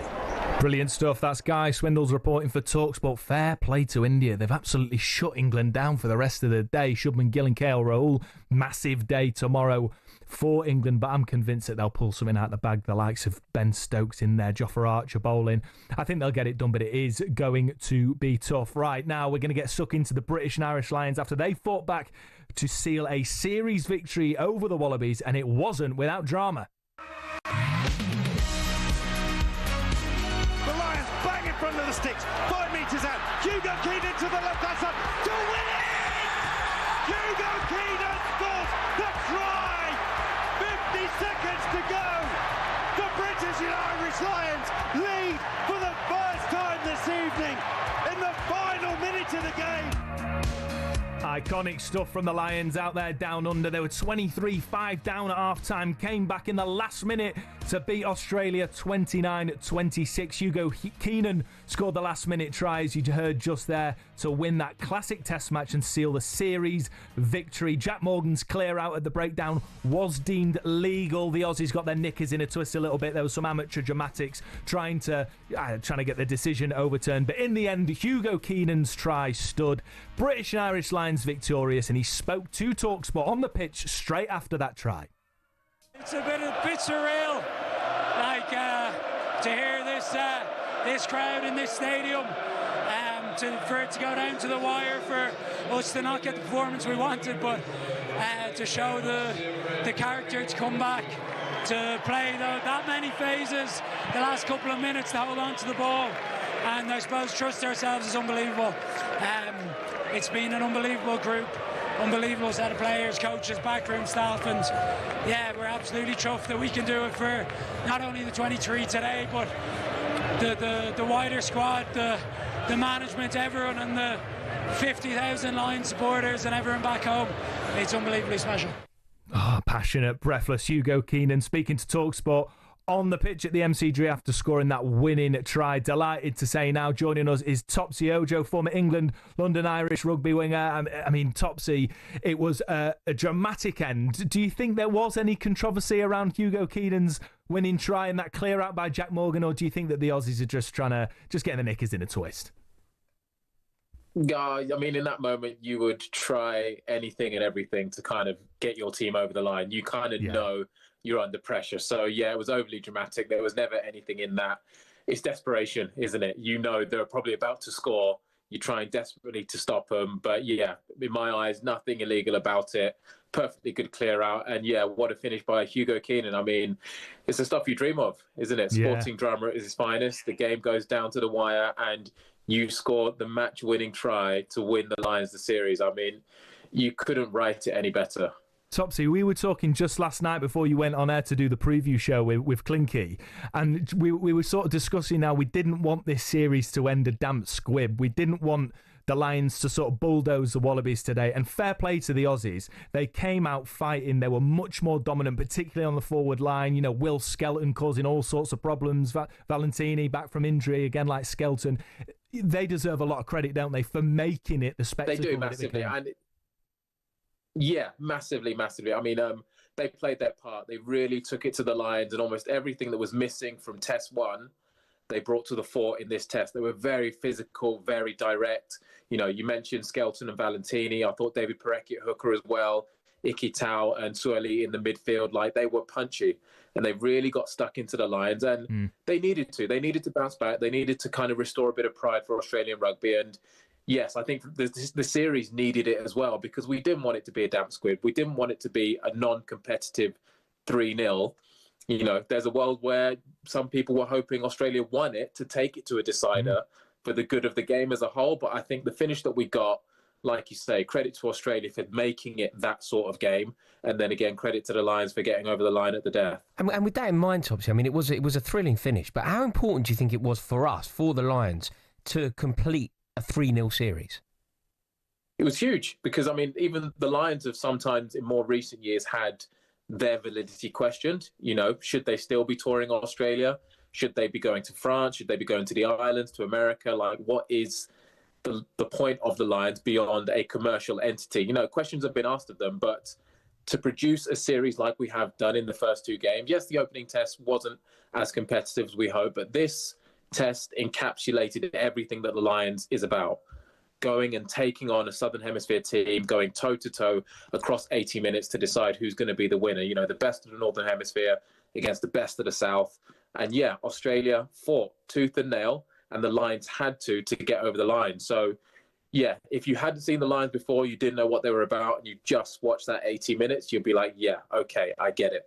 Special stuff. Yeah, you're right. It was special blockbuster stuff. Now, I've got to ask Topsy, because I'm sure you'll have been, I know you've been in your fair share of rugby changing rooms. I mean, the rugby boys, they know how to celebrate well, don't they? What do you think the party's going to be like amongst the squad? Oh, man, it'll be loose. I mean, even if you just look at the changing room scenes at the minute, the champagne was flying, you know, beer was everywhere. I mean, they're probably still going now. I don't know what time it is in Australia. Oh, without a doubt. Ahead, but I wouldn't be surprised. They'll basically write off their Sunday and Monday, and then come Tuesday start preparing for a 3-0, which again would be historic. But you kind of got to enjoy the moment as well, because actually, like I say, the manner in which they won the game was huge. Like, the emotion, the physical toll, the mental toll. So you kind of do need to kind of let that go. You need to go and, you know, let off some steam, let your hair down a bit, and then come back to work Tuesday ready to attack the next mission. So, yeah, their socials will be entertaining for sure. They've probably been told, don't post anything just in case. Keep your phones away. Just go and have a good night, because, again, you know, full of supporters in town, aren't they? I mean, 50-odd thousands travelling Lions fans. I mean, incredible stuff to see. Yeah, absolutely. Rory, I don't know if you've sort of hung out with many rugby boys before, but they are just different gravy, aren't they, in terms of sort of some of the antics they get up to when they drink. They're just different. Do you know what, Max? Apart from the legend that is Topsy, who I know, I don't think I've met anyone else who's played rugby. Really? In my whole life. What a sheltered life you've lived, mate. I mean, it's not my fault. I grew up in central London. They're not about. Topsy, I mean, what is it about rugby lads? I mean, they just seem to, like I say, they just seem to be built differently when it comes to celebrations. A bit. I mean, look, when you put, let's say, 23 players that are playing the match squad, then you'll have probably another 4 or 5 that kind of were there on reserve, plus the extended squad. So you've got 45 players, just players. Then add in probably about 20 management. So you've got a huge travelling party who are invested so much to go to the other side of the world to try and do something special. So when you've actually got a load of your mates, and they do become mates, you become friends for life through touring and through playing with each other. It's like having your best mates around you doing something that you love. So you celebrate in style, you know, no different to you and I going out with your best mates on a night out. You know, that's what it feels like. And you almost forget that, 4 or 5 months ago in the Six Nations, these guys were trying to take each other's heads off for their own countries. Yeah, exactly. And that's the special thing, isn't it? To do something special, which they've done. They've won the series. And it's like, you used to be my enemy, and now you're my best mate. I've spent 6-week rumor with you. Let's grab a beer. Let's go celebrate. And rugby has a good way of doing that very, very quickly. You know, you have a great time on the pitch, and you have as good a time off it too. Absolutely. Well said, Topsy. Thanks so much for joining us, mate. Been an absolute pleasure. All good. Cheers, guys. Catch you soon. Topsy. That is former England and London Irish winger Topsy Ojo talking about that historic series clinching win against the Wallabies in Melbourne. Fair play. They're going to be having an absolute blast, the boys out there celebrating history being made. Now, Rory, there were 90,307 people in attendance at the iconic MCG this morning or last night in Australia. I mean, when you talk about massive stadiums, massive occasions, that is one of them. But I've got to ask you, outside of Stamford Bridge, what's your favourite stadium in world sport? Have you got one? Yeah, well, the most impressed I remember being was the San Siro. I went to the San Siro to Chelsea played Inter. Mourinho's Inter. We lost 2-1, but it felt like a win because Kalou scored in the era of away goals. But I just remember being like totally blown away. It looked like a spaceship. You know, it was a glorious night, and the history of that stadium really did resonate. That was the most impressed I've ever been. But the ones that I actually love, I don't think you're going to necessarily agree with. Like, you know, when I hear people maybe talking and waxing lyrical about the beauty of the Tottenham Hotspur ground. No, that's not. Give me Loftus Road. Give me Loftus Road over White Hart Lane any day of the week. The modern day White Hart Lane. Give me the old version of White Hart Lane over the new version of White Hart Lane. Give me Upton Park over the new thing they got, which is probably the worst stadium in the country. So no, I think Loftus Road is a class ground, and I think that what it represents in the heart of Shepherd's Bush, that's what football stadiums should be. I totally agree with you, Rory. You know, I grew up going on the banks of the River Trent to the City Ground. I love high and tight sort of stadiums, intimidating stadiums. I love Loftus Road. Give us a text, 03717 223344 81089. What sort of stadiums do you prefer? Do you like the new modern stadium? Spurs is impressive, don't get me wrong. But Rory and I prefer that classic football stadium, English football stadium. What do you think? 03717 223344. Right, we're heading stateside next. Man United, West Ham, Everton and Bournemouth are all in action later. We'll speak to a hammer in New Jersey next.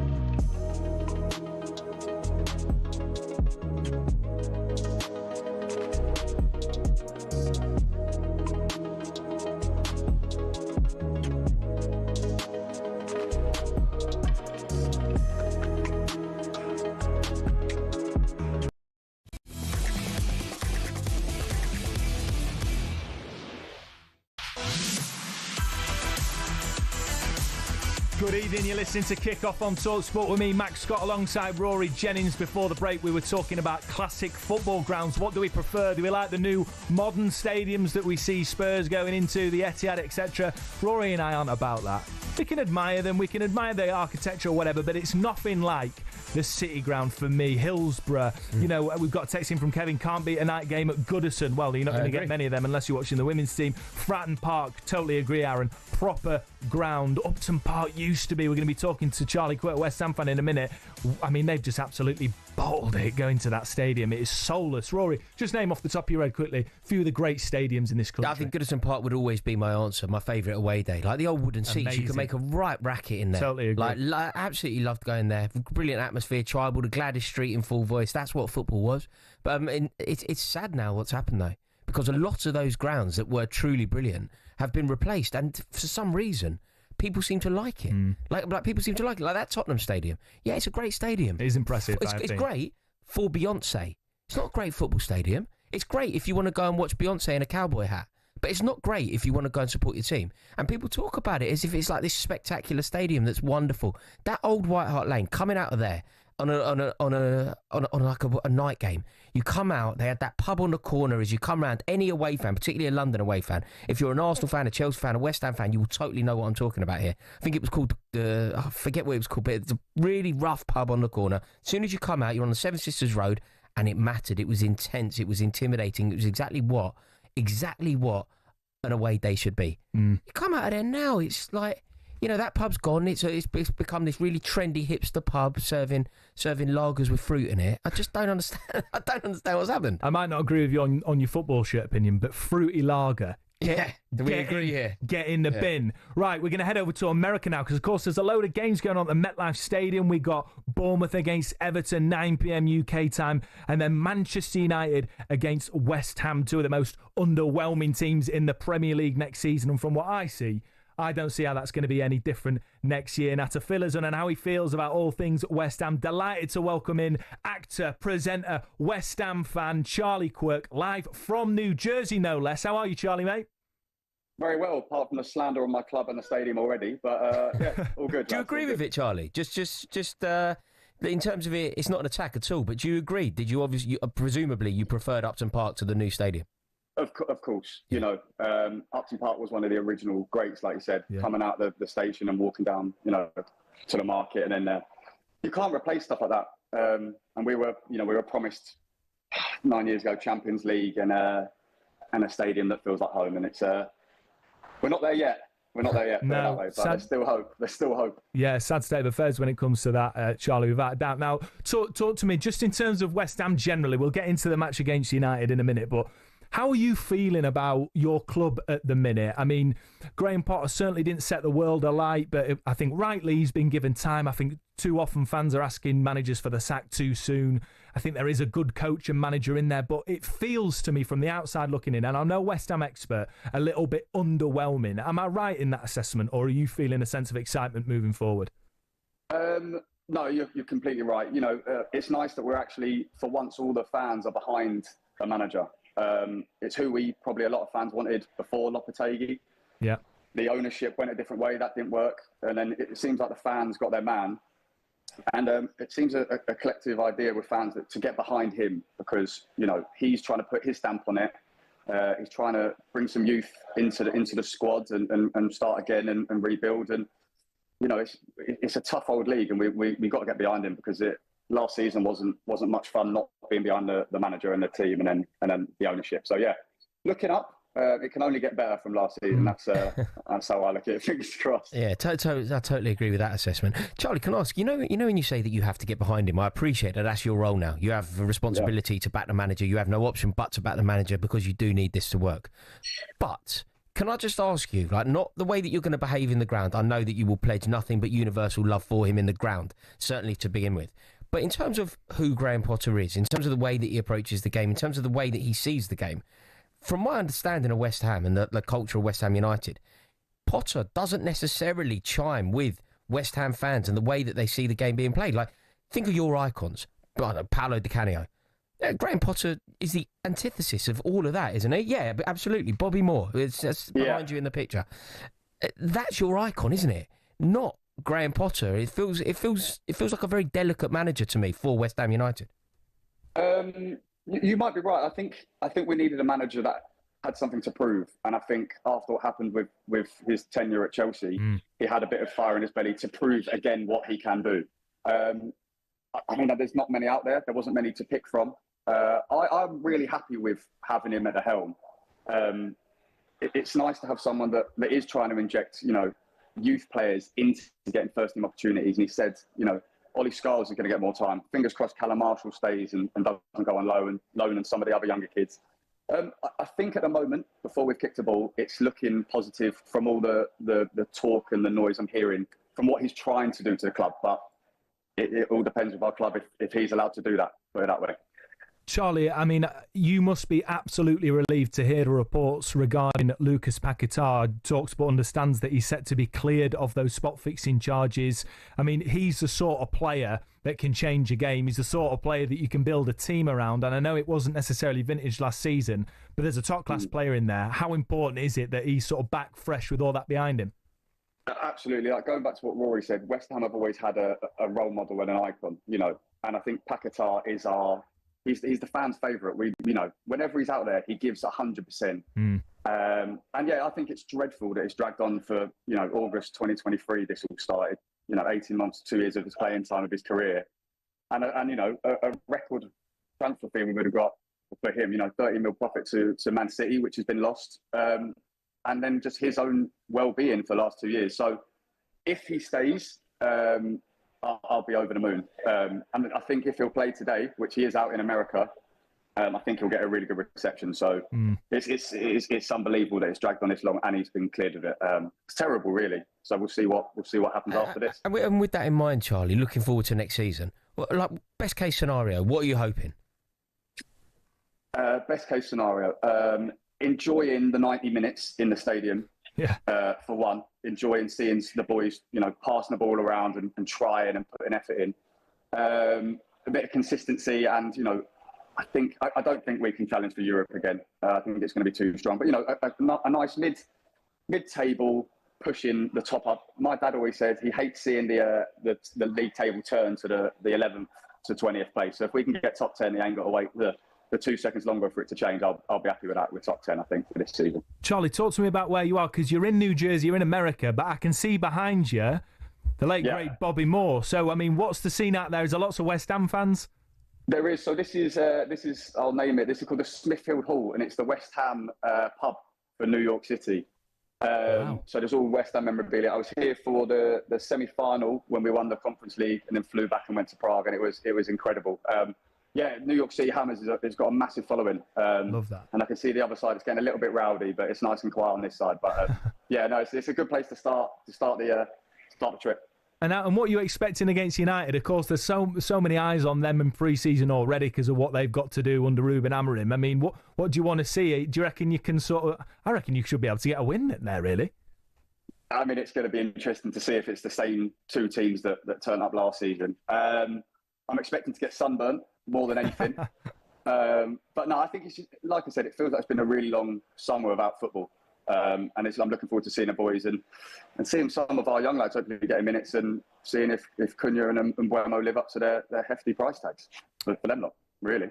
Yeah, and what do you want to see in terms of like players coming in now? The transfer window is still open. You presumably think you need to do some more business? Absolutely, yeah. I mean, as I've realised I'm over 30 and I'm injury prone, so I reckon I might be on the West Ham's watch list for strikers. We need reinforcements everywhere. We need more legs in the middle. I mean, it's one of them things. We're getting linked with loads of players, but you never really know who comes through the door. But yeah, fullbacks, we're stronger than ever. I think Wan-Bissaka and Juve, the new young lads, and then we've got Scholes and stuff like that. And then I think Emerson will go. But it's more legs in the middle and hopefully someone to back up Fulkrug, who looks like a machine. I'm gonna go on a whim that he's gonna get over 10 goals this season. Gonna say it on record. I'd agree with that, Charlie. I think he's a great bloke, and Preseason at Dortmund. Charlie, absolute pleasure. Enjoy the rest of your time out in New Jersey. Hope it goes well against United this evening. That is actor, presenter and Hammer Charlie Quirk there, live from New York. Fair play to him, following the Hammers worldwide. Still to come over the next hour, we'll get the very latest on Lucas Paquetá's spot fixing charges with the Times' Martin Ziegler. You'll hear from Arne Slot on the future of Luis Diaz, and we'll be crossing to Blackpool ahead of the semi-final night of the World Match Play Darts.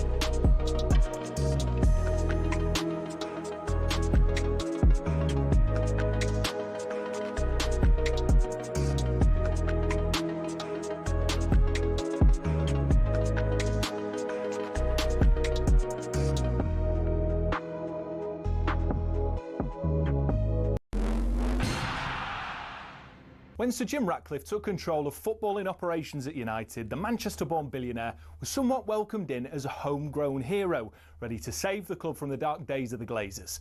But in just 12 months, he became a punchbag for many fans. So what happened? Let's take a look and you can decide for yourself. The important context here is that over the last 3 years, the club has lost over 300 million quid. And from day dot, Ratcliffe committed to fixing this, which of course is the right thing for the club. But what seemed to get fans' backs up is the way Sir Jim Ratcliffe, accompanied by Sir Dave Brailsford, went about it. For example, talkSPORT understands their lunch options at the Carrington canteen have been reduced to just soup and sandwiches, which the higher-ups at the club say will save them 1 million quid a year. Now that might make sense for many who don't get free meals at work themselves, but it gets a little bit more picky than that. It was reported that after staff brought some stationery, they were ordered to send sellotape back because it wasn't considered essential. The reward for being Steward of the Week used to be 50 quid, but that was scrapped and replaced by a paper certificate. And such is the grip Ratcliffe has on spending, he reportedly scrapped company credit cards, meaning some staff racking up hundreds of pounds worth of expenses and spending weeks out of pocket waiting to be reimbursed. But it's not just the stingy decisions around the amount of tea bags in the cafeteria. In 2024 alone, Ratcliffe oversaw 250 redundancies and more were announced at the beginning of 2025.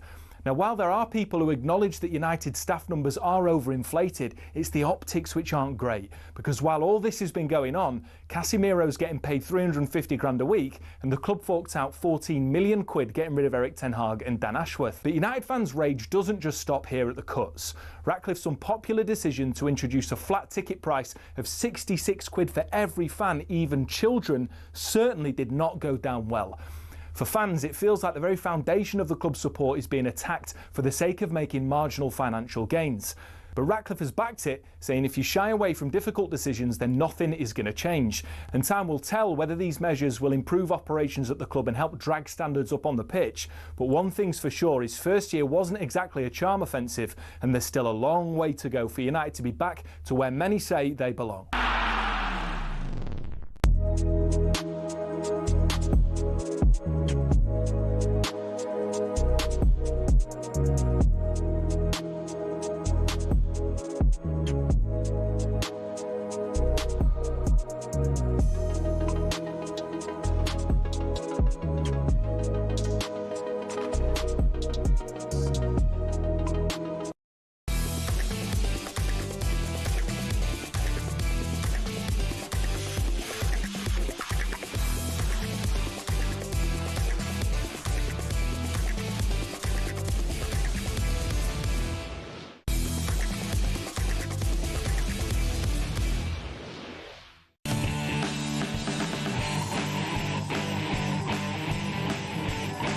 Good evening, you're listening to Kick-Off on talkSPORT. Arsenal fans, the wait for a striker's finally over. 3 years later, Arsenal have completed the signing of Victor Gyökeres from Sporting Lisbon on a 5-year contract that he could be worth with add-ons up to £63.5 million. Get in touch, Arsenal fans. 03717223344 81089. Is this the season? Are you going to win the league now? You've finally got a striker. I mean, I'm excited for Arsenal. Fair play. He's a man that has scored 100 goals in 2 seasons. You can't turn your nose up at that, and I'm delighted to say that next to me is talkSPORT's very own resident Arsenal fan, Luke Henry. Luke, how are you? Welcome, first of all. Thank you. And how are you feeling? You're grinning from ear to ear, mate. I'm delighted. We have a striker. It's a weird feeling to say that after, 3 years of probably needing one? Yeah, wow, it's finally over the line. It's probably been the longest summer saga we've had. Yeah. Some Arsenal fans didn't even believe it. Some thought it was paper talk. We thought it was going to be Benjamin Sesko. We thought could have been Isak at the start of the summer. We thought it could have been Ollie Watkins. Yeah. But now, here we are. And I think what Arsenal fans, first and foremost, what we really like about this is, Arteta said this back in 2022. He said that when our players are not convinced to play for Arsenal, it's a little bit of I don't know, you should want to play for Arsenal. And Victor Gyökeres has done everything in his power as a football player to make the move happen. And when you're a fan, you hold on to that. So now, we want him to succeed so much. And I'm pretty sure there's Arsenal fans out there that will say that Victor Gyökeres wasn't my first choice, despite the wonderful goal-scoring record, because they thought other strikers would do the job. And that's fine, because at the end of the day, Arsenal fans just wanted a striker to put the ball in the back of the net and take us to that title. But the fact that he wanted the number 14 shirt, the fact that he wanted to join Arsenal, he knows what we're going for. We're going for the Premier League. We're going for trophies. He wants to be the guy that gets us over the line and scores the goals that takes us to our 14th Premier League title in with the number 14. He's confident. Do you know what, Luke? It's great to hear you talking with this enthusiasm. Like it's needed. No. There's no but. I think that you've signed the player that you should sign. You've made the statement signing that you had to make. I've kind of got two. Not to rain on your parade, but I've got 2 things to discuss with you. One, you spoke about his glorious record, and it is undoubtedly a glorious record. 98 goals in 102 games, something like that. How significant is it that it occurred in the Portuguese league? Like, how much stock can you put into it? How much? Well, okay, let's look at it like this. We need a striker to put the ball in the back of the net. If we're going to start nitpicking about a striker that has put the ball in the back of the net, then we've got a serious problem. We can only judge him until he plays for Arsenal in an Arsenal shirt, okay? We were going to go and buy Benjamin Sesko, who's got 13 goals in the Bundesliga, and everyone's saying he was the next best thing. So what's the difference? If you've got someone that's got so many goals... But the Bundesliga is a more prestigious league than the... Just for the record, I think Gyökeres is a good sign. I think you've done the right thing. But I just think it's a topic worthy of consideration that these goals have all been scored in the Portuguese league. But also he's done it in the Champions League as well. Hat-trick against City, Rory. Yeah, he scored a hat-trick against City, but he played for Coventry and it went okay. He did okay. He was at Brighton. He didn't pull up any trees. No, he didn't. Is there any jeopardy here, or are you fairly convinced this one's going to land? Well, you talk about jeopardy. Okay, let's have a look at how much Arsenal spent. Arsenal have spent £55 million. So in the going rate of a striker in this market, that's a very, very good price. Andrew Roberta's done a very good job to negotiate that. And the add-ons are all about Arsenal being successful, right? So he's going to score goals, and the more goals he scores, the more add-ons. And if we win titles and trophies, that's where the add-ons come in. So for a £55 million fee, with the goals he's got, with the single-mindedness and the directness that he wants to come and be the main guy, I really struggle how we can be negative about this. You know, sometimes we overcomplicate things as fans, and when we talk about football, I've said it for a long time. People have asked me, what striker did I want? And I got to the stage where I was like, I generally don't think it matters. I watched this on pre-season against AC Milan on Wednesday, and it was there. It was just so telling. Saka goes down the right-hand side, cuts the ball back, there's no one in the box. Yeah. And it's just like, we will need a striker to sniff out the danger and put the ball in the back of the net. We're a very, very good team. We just need someone to put the ball in the back of the net. People are saying, he's a bit clunky on his touch, or, he loses possessions. Do you know what? If he takes 4 touches but gets a shot off, I'll be delighted, because that's what we need. And I'm really, really excited for this. And yeah, it's been a... Pressure on now, though. Mikel Arteta, this is it. Game on, right? Well... I mean, look, you've got your man. It's what you needed. Like I'm on in your camp. It doesn't matter where he scored the goals. He scored them at every single level. It's exciting for you, and I certainly think it puts Arsenal in pole position to challenge Liverpool for the league. Luke Henry, absolute pleasure, mate. We've got to go over to the darts, but good luck next season, and I'm sure you'll be going back up to floor 17 with an absolute skip in your step, mate. No one knew I was until I wore the mask. Lord God, that's going to be insufferable, Arsenal fans now with all of that. But fair play, you've got your man. Right, we're heading over to the darts because it's semi-final night at the World Match Play in Blackpool. James Wade, Johnny Clayton, Luke Littler, Josh Rock, all in action. Live coverage gets underway on talkSPORT 2 at 8 p.m. with updates throughout the evening here on talkSPORT. 2010 Players Championship King Paul Nicholson is part of our team for the tournament. Joins us now for the preview. How are you going, Paul? Very well, guys. Thanks for having us. And tonight's going to be brilliant. 2 semi-finals. One where it's going to be the first meeting in Professional Darts Corporation history with Littler against Rock. But the first game, it's going to be their 30th meeting in PDC Darts. So a couple of fascinating dynamics. Paul, I mean, last night we saw sort of Gerwyn Price. I was fully expecting him, considering the form he showed, fully expecting him to go through. But fair play to Josh Rock. Can you see him sort of causing another upset against the mighty Luke Littler tonight? I wouldn't be surprised, considering the composure that we've had from Josh Rock in this tournament. He hadn't even won a game in this tournament until this year, but you could say the same about Luke Littler. But last night, I think Josh really announced himself as a huge force in this game, because now he's ready to progress in his career and maybe at the end of this tournament become a top 10 ranked player in the world. Talk to me about James Wade as well, Paul, because he's been incredible throughout the tournament and he's been around the game a long time. Is it fair to say he's found sort of a new lease of life and a new purple patch, or am I misreading that? No, I think that's very fair. You think about how he wasn't even in the fold to be in this tournament 12 months ago. He was able to get into the 2024 championship and made it to the semi-finals 12 months ago. And since then, he has found a new lease of life, a new amount of relaxation, we could say. He made the final of the UK Open earlier this year where he lost to Littler. But this tournament, this place and this town, it really has a great deal of sentiment for Wade. And he hasn't won this title since 2007. So 18 years is a long time to wait for a second title. It might be in the next 30 hours or so. And Paul, it sounds raucous where you are. It also looks like a glorious, glorious setting. What's the atmosphere like?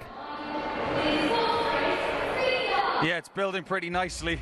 I mean, you want to be involved on the Saturday night just before the final, don't you? This is where you've got two of the biggest games of the year.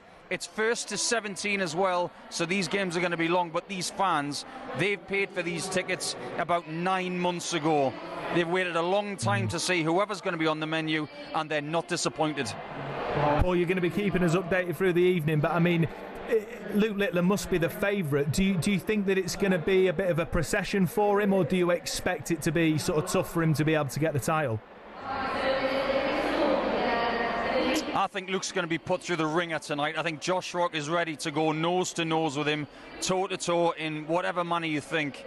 I think the first game could go long as well. We genuinely could have one of the best semi-final nights ever tonight, because the dynamic of the games is so good. James Wade really respects Johnny Clayton. Josh Rock and Luke Littler are friends away from darts as well, but they're going to leave that to the side tonight, that's for sure. This could get good really quick. And we've seen this week that there's been a little bit of an edge, a little bit of spite in the air. Overall, Paul, what did you make of Gerwyn Price's conduct? Could you just repeat that? Sorry, yeah, no, I heard it get very loud. I've heard it get very loud. Yeah, no, you're right. The atmosphere is most certainly building. Overall, you mentioned that it's going to get quite spicy tonight, and this week we've seen a little bit of an edge, haven't we, from Gerwyn Price?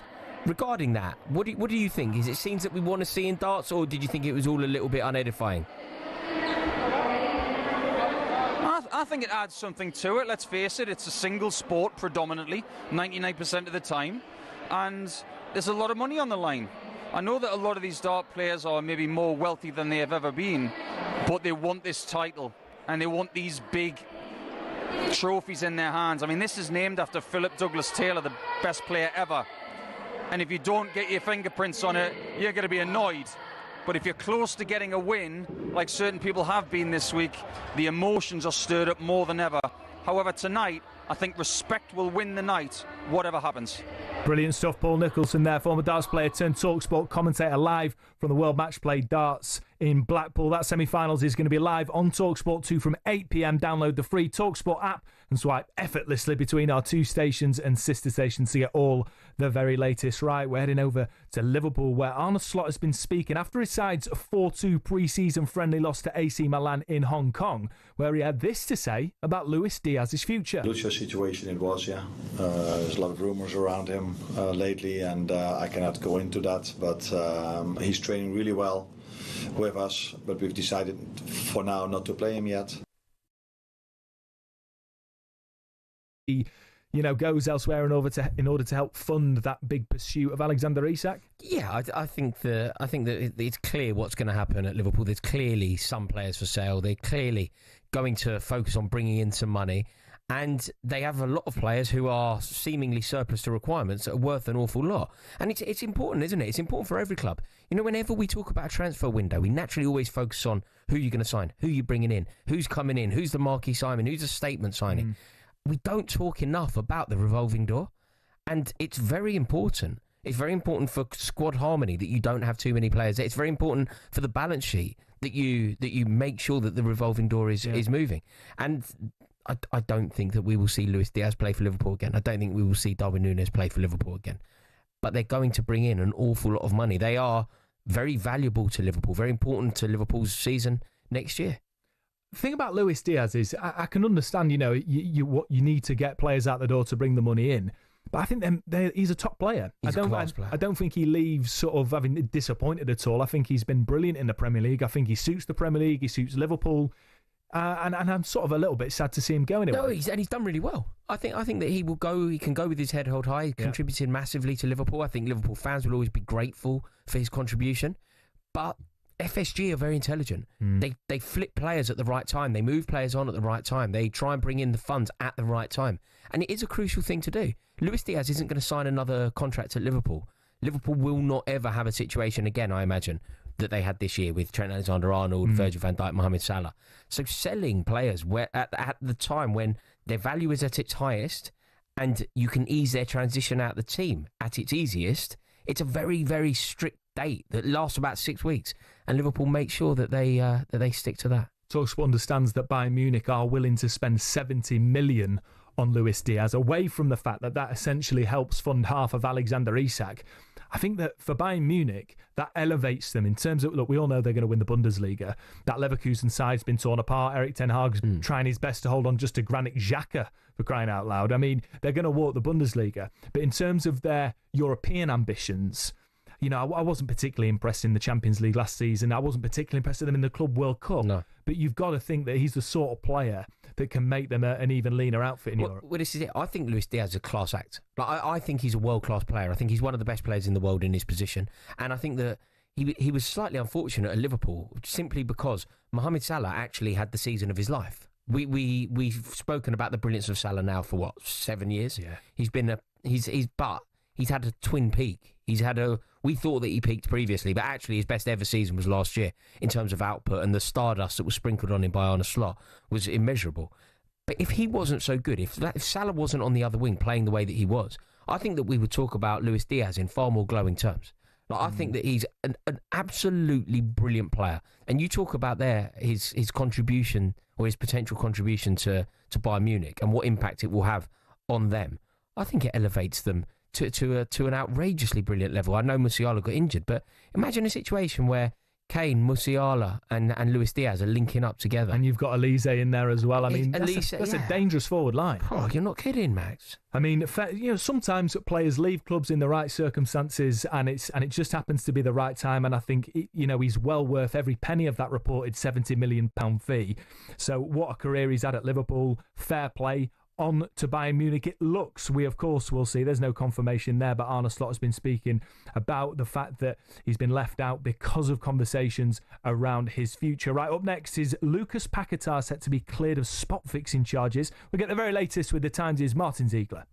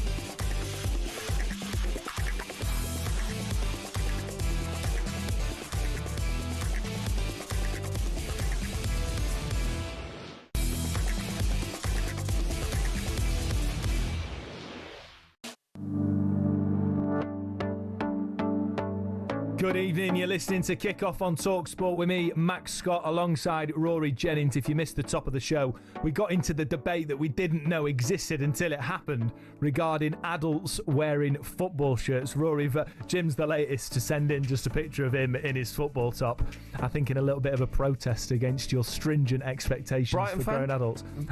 No, it doesn't. It's not a Brighton shirt. I can't quite see. It's Newcastle. Blue and red. No. Arsenal. I don't know what it is. Jim, get in touch. Tell us who you support. It's always one of those three clubs. Well, look, we're going to turn our attention to West Ham, by the way. We've got a great history of top shirts, in my opinion. I don't mind the claret and blue, because we're talking about Lucas Paquetá. It's been reported that he is set to be cleared of those spot-fixing charges which have been hanging over the Brazilian playmaker for such a long time. He was obviously facing the threat of a lengthy ban that could have ended his career potentially after being charged by the FA with deliberately getting himself booked in 4 Premier League matches. Now, I'm delighted to say that the man in the know, the man that broke this story, is the Times' chief sports reporter, Martin Ziegler. He joins us now. Martin, thank you so much for joining us. Obviously, this has been one of those stories that has just been rumbling on for a long time. First of all, can you just bring us up to date on what you know in regards to this report that's been published in the Times? Yeah, guys, good to be with you this evening. Yeah, so myself, my colleague Matt Lawton, we discovered last night, quite late on, sort of 9 o'clock-ish, that, Lucas Paquetá, those who, with knowledge of the case, have been told that he is going to be cleared. And the announcement is probably going to be formalised probably next week, early next week, but at the latest, perhaps within 10 days. And yes, 4 charges of spot fixing, deliberately getting himself booked. Those are the most serious ones, and those are the ones which he has been cleared of, from our information. There was also another charge of not cooperating with the Football Association's investigation. I'm not too sure what the outcome on that is, but that is far less serious than the main charges. So Martin, the fact that he's been cleared, having had his name tarnished, been through the ringer on this, is there going to be any consequence for the people that put his name through the ringer and tarnished his reputation, the FA? Well, it's difficult to know, but yes, you're right. This has gone on. He was first put under investigation and told that he was under investigation in August 2023. That's nearly 2 years ago. It was May 2024 before the charges were brought, and it is only now, more than a year after that, that he now has the outcome. It's cost him a move to Manchester City, who were prepared to trigger the 85 million transfer release clause in his contract 2 years ago. That didn't happen. That was also a big blow for West Ham United. So yeah, you're right. It has been life changing. I suppose what you would say if you're the Football Association is that they believed enough evidence to bring these charges, and the fact that they've not been proved, but perhaps their argument, I guess, would be that they have to try and they're the prosecution in this. They have to bring cases where they think it's possible, and they can't always be sure of what they see is the correct outcome. Yeah, it's a really difficult balancing act because, as you say, if the FA believe they've got compelling evidence, then it would be negligence on their part not to pursue that. But equally, like you've said as well, it's a career-altering moment in Paquetá's life. And so, if he is cleared, of course, you've got to feel sorry for the man. But just on the case being so dragged out, why has it taken so long? I mean, I think it's a very complex investigation for a start. That's one thing. Crossing several international boundaries, including Spain, Brazil, where it was alleged most of the bets were placed, and then obviously within England itself. So there's that. I think there was probably a desire by Paquetá for it not to interfere with last season. So he wanted to play last season without the case being sort of brought up in the middle of that, and you can understand that. But just to go back to the evidence, I mean, from what I understand, there was never any suggestion that Paquetá himself had bet on any matches or that he had benefited himself financially. Previous spot-fixing cases involving lower league players that the FA have successfully prosecuted, that wasn't the case with those players. So I guess that was probably a bigger challenge to try and prove wrongdoing. It's appalling. It's appalling that the FA have effectively tarnished his reputation, taken 2 years to come to a conclusion, had a huge impact on the trajectory of his career. He could have gone to Manchester City, as you said, a huge impact on West Ham United, on what could have happened with the money that they would have got. Also, West Ham United, I believe, could have signed Cole Palmer West Ham United could have signed Cole Palmer had Paquetá gone in the other direction. It's outrageous that the FA have done this, and ultimately Paquetá is innocent. I think that there should be some sort of compensation. Do you feel like that could be in the pipeline? I think we need to wait until we actually get the full findings of the Independent Regulatory Commission before we start taking these. I can understand why people feel like that, by the way. West Ham United fans, of course, and Paquetá himself. But I think until we know the full detail of what the panel found, it's quite difficult to make that kind of snap judgment. As I said, all I know is the fact that from our information is that he's been cleared. We don't know exactly why, or on what basis, or what the evidence was. So I think it'll be very, very interesting when that does come out. But yes, obviously the Cole Palmer thing again. That was David Moyes mentioned that about a year ago, didn't he? That he said that West Ham were in line to get Palmer from Manchester City when they sold Paquetá, and obviously, he went to Chelsea instead, and he's now one of the leading players in England. Martin, I mean, we've been talking about how long this has taken. Of course, it goes without saying, and I can't help but ask about this, is that another case that's gone on for even longer is the case involving Manchester City. I mean, is there any, I know that you've been across this, is there any expectation that there will be some form of result or conclusion to this before the start of next season, or do you expect it to drag on? Well, I mean, I would have expected it to have come before the start of the season. If you'd asked me like 3 months ago, I said, it's got to come before the start of next season. We're now, 3 weeks away. I mean, I sort of withdraw that expectation, and it's just, I mean, I don't think anybody knows. I don't think Manchester City know. I don't think the Premier League know. They're in the hands of these very senior legal figures who probably realise this is the biggest case in English football history, biggest disciplinary case. There's going to be nothing like it that has ever involved a club. So, and it's not just English football. We're talking about connected to a nation state, the United Arab Emirates, Abu Dhabi.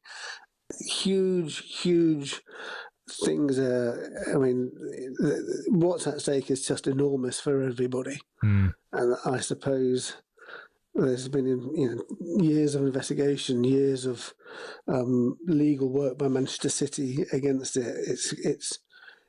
I can understand why it's a very, very complicated and very complex thing, but I think everybody is just thinking, we need to bring this to an end because it's overshadowing the Premier League itself.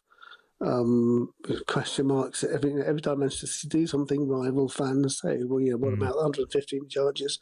So it's incredible how long it has dragged on. Yeah, absolutely. That's why it's called, football's trial of the century, right? Martin Ziegler, thank you so much for joining us and bringing us up to date on that. And of course, the story regarding Lucas Paquetá, that as Martin's been reporting, that the Times believe he is set to be cleared of spot fixing charges. That's Martin Ziegler, their chief sports reporter for the Times. Right, a reminder, the big breaking news this hour, and that's that Arsenal have finally completed the signing of Victor Gyökeres from Sporting Lisbon on a 5-year contract. The fee, we believe, is £63.5 million. Arsenal have brought in Martin Zubimendi, Noni Madueke, Christian Norgod, and now Gyökeres. Arsenal fans, we want to have your say on this show. Are you going to win the Premier League? Simple as. Can you challenge Liverpool? Can you finally win the Premier League? 03717 22 3344. We're taking your calls on that next.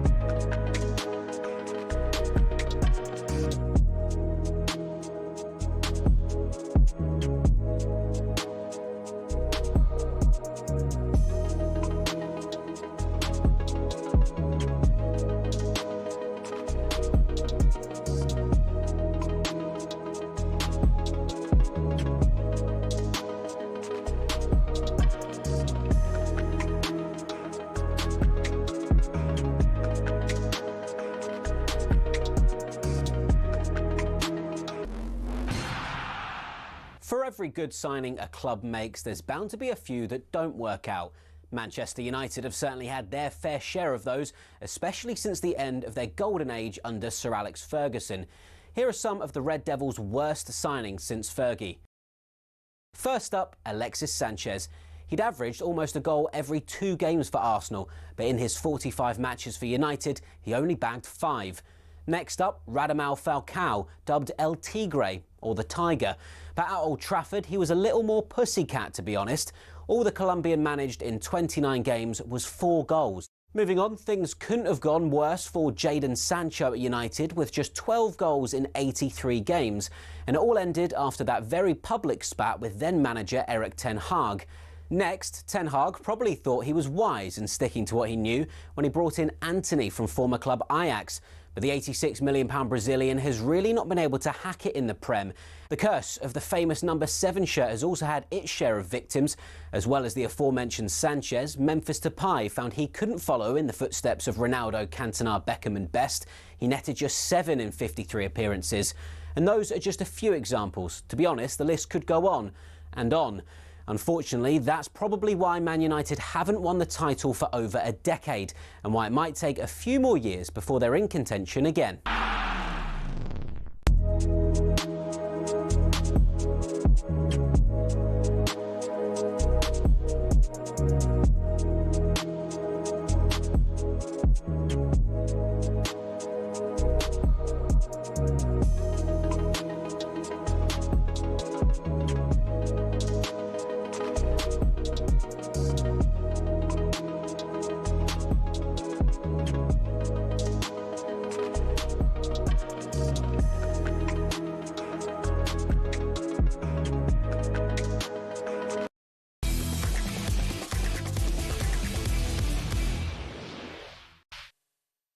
10k for Coldplay. Yeah, Coldplay are back at Wembley this summer. We've got a huge VIP prize up for grabs for one lucky listener. We're giving you the chance to win 6 tickets in a private box for you and your mates on August the 22nd with full hospitality. Plus, we're chucking in 10 grand spending money, completely tax-free. Here is how to enter. 18 plus UK, excluding Northern Ireland. For a chance to win, text the word WIN to 83338 by the 4th of August at 11 p.m. and you're in the draw. Text costs £2 plus one standard network rate message. You must have the bill payer's permission or post your name and number to Coldplay Competition, PO Box 3190, Colchester, CO2 8GP to arrive by 5 p.m. on the 7th of August. This is a talkSPORT limited promotion run on talkSPORT, Talk and Virgin Radio UK stations. Full T's and C's at talksport.com. Right now, it is official because Arsenal have finally signed a centre-forward. Single-mindedness. The quality of being focused and determined on a single goal or purpose. The characteristic of being committed to an ideal. Every step you've taken has led you here. So blank out the noise and bend it to your will. Faith, ferocity, focus. Show them who you are.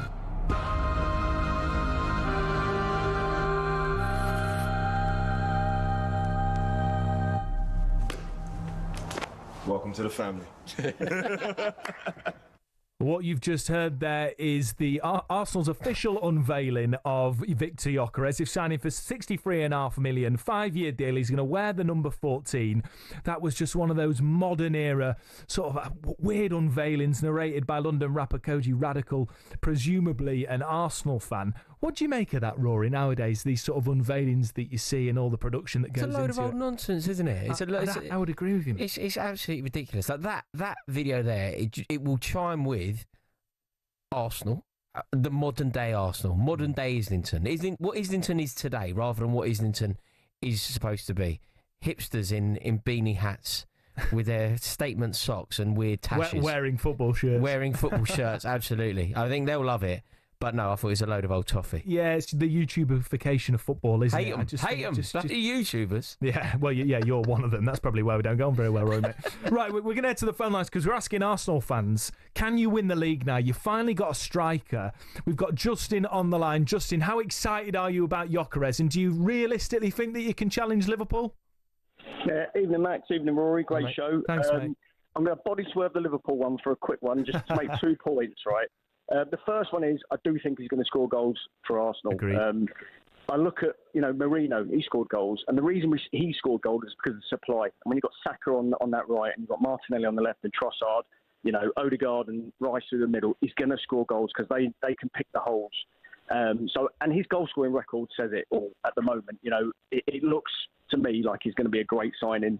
And secondly, I think that he's great value for money. When you look at what we're paying for him, we're paying the same as, Rory, Chelsea's paid for João Pedro or Pedro Neto, or probably even less than you're going to ask for Jackson if he walks out the door. So if you look at it in that vein, if you said to me, there's those 4 players available, which one would you take with the records they've got? Okay, irrespective of the league they're playing in, I would choose Gyökeres every day of the week. So I think he's great value. The difference is, though, which I think is quite interesting here, Justin, is that the players that you mentioned there, Chelsea spent money on, all of them are Premier League proven. Gyökeres, look, just for the record, I think Gyökeres is going to work. I think it's a good signing. I think Arsenal will be very happy with that, with his output. But there is no guarantee. Like the fact that he scored goals in Portugal, how significant is that?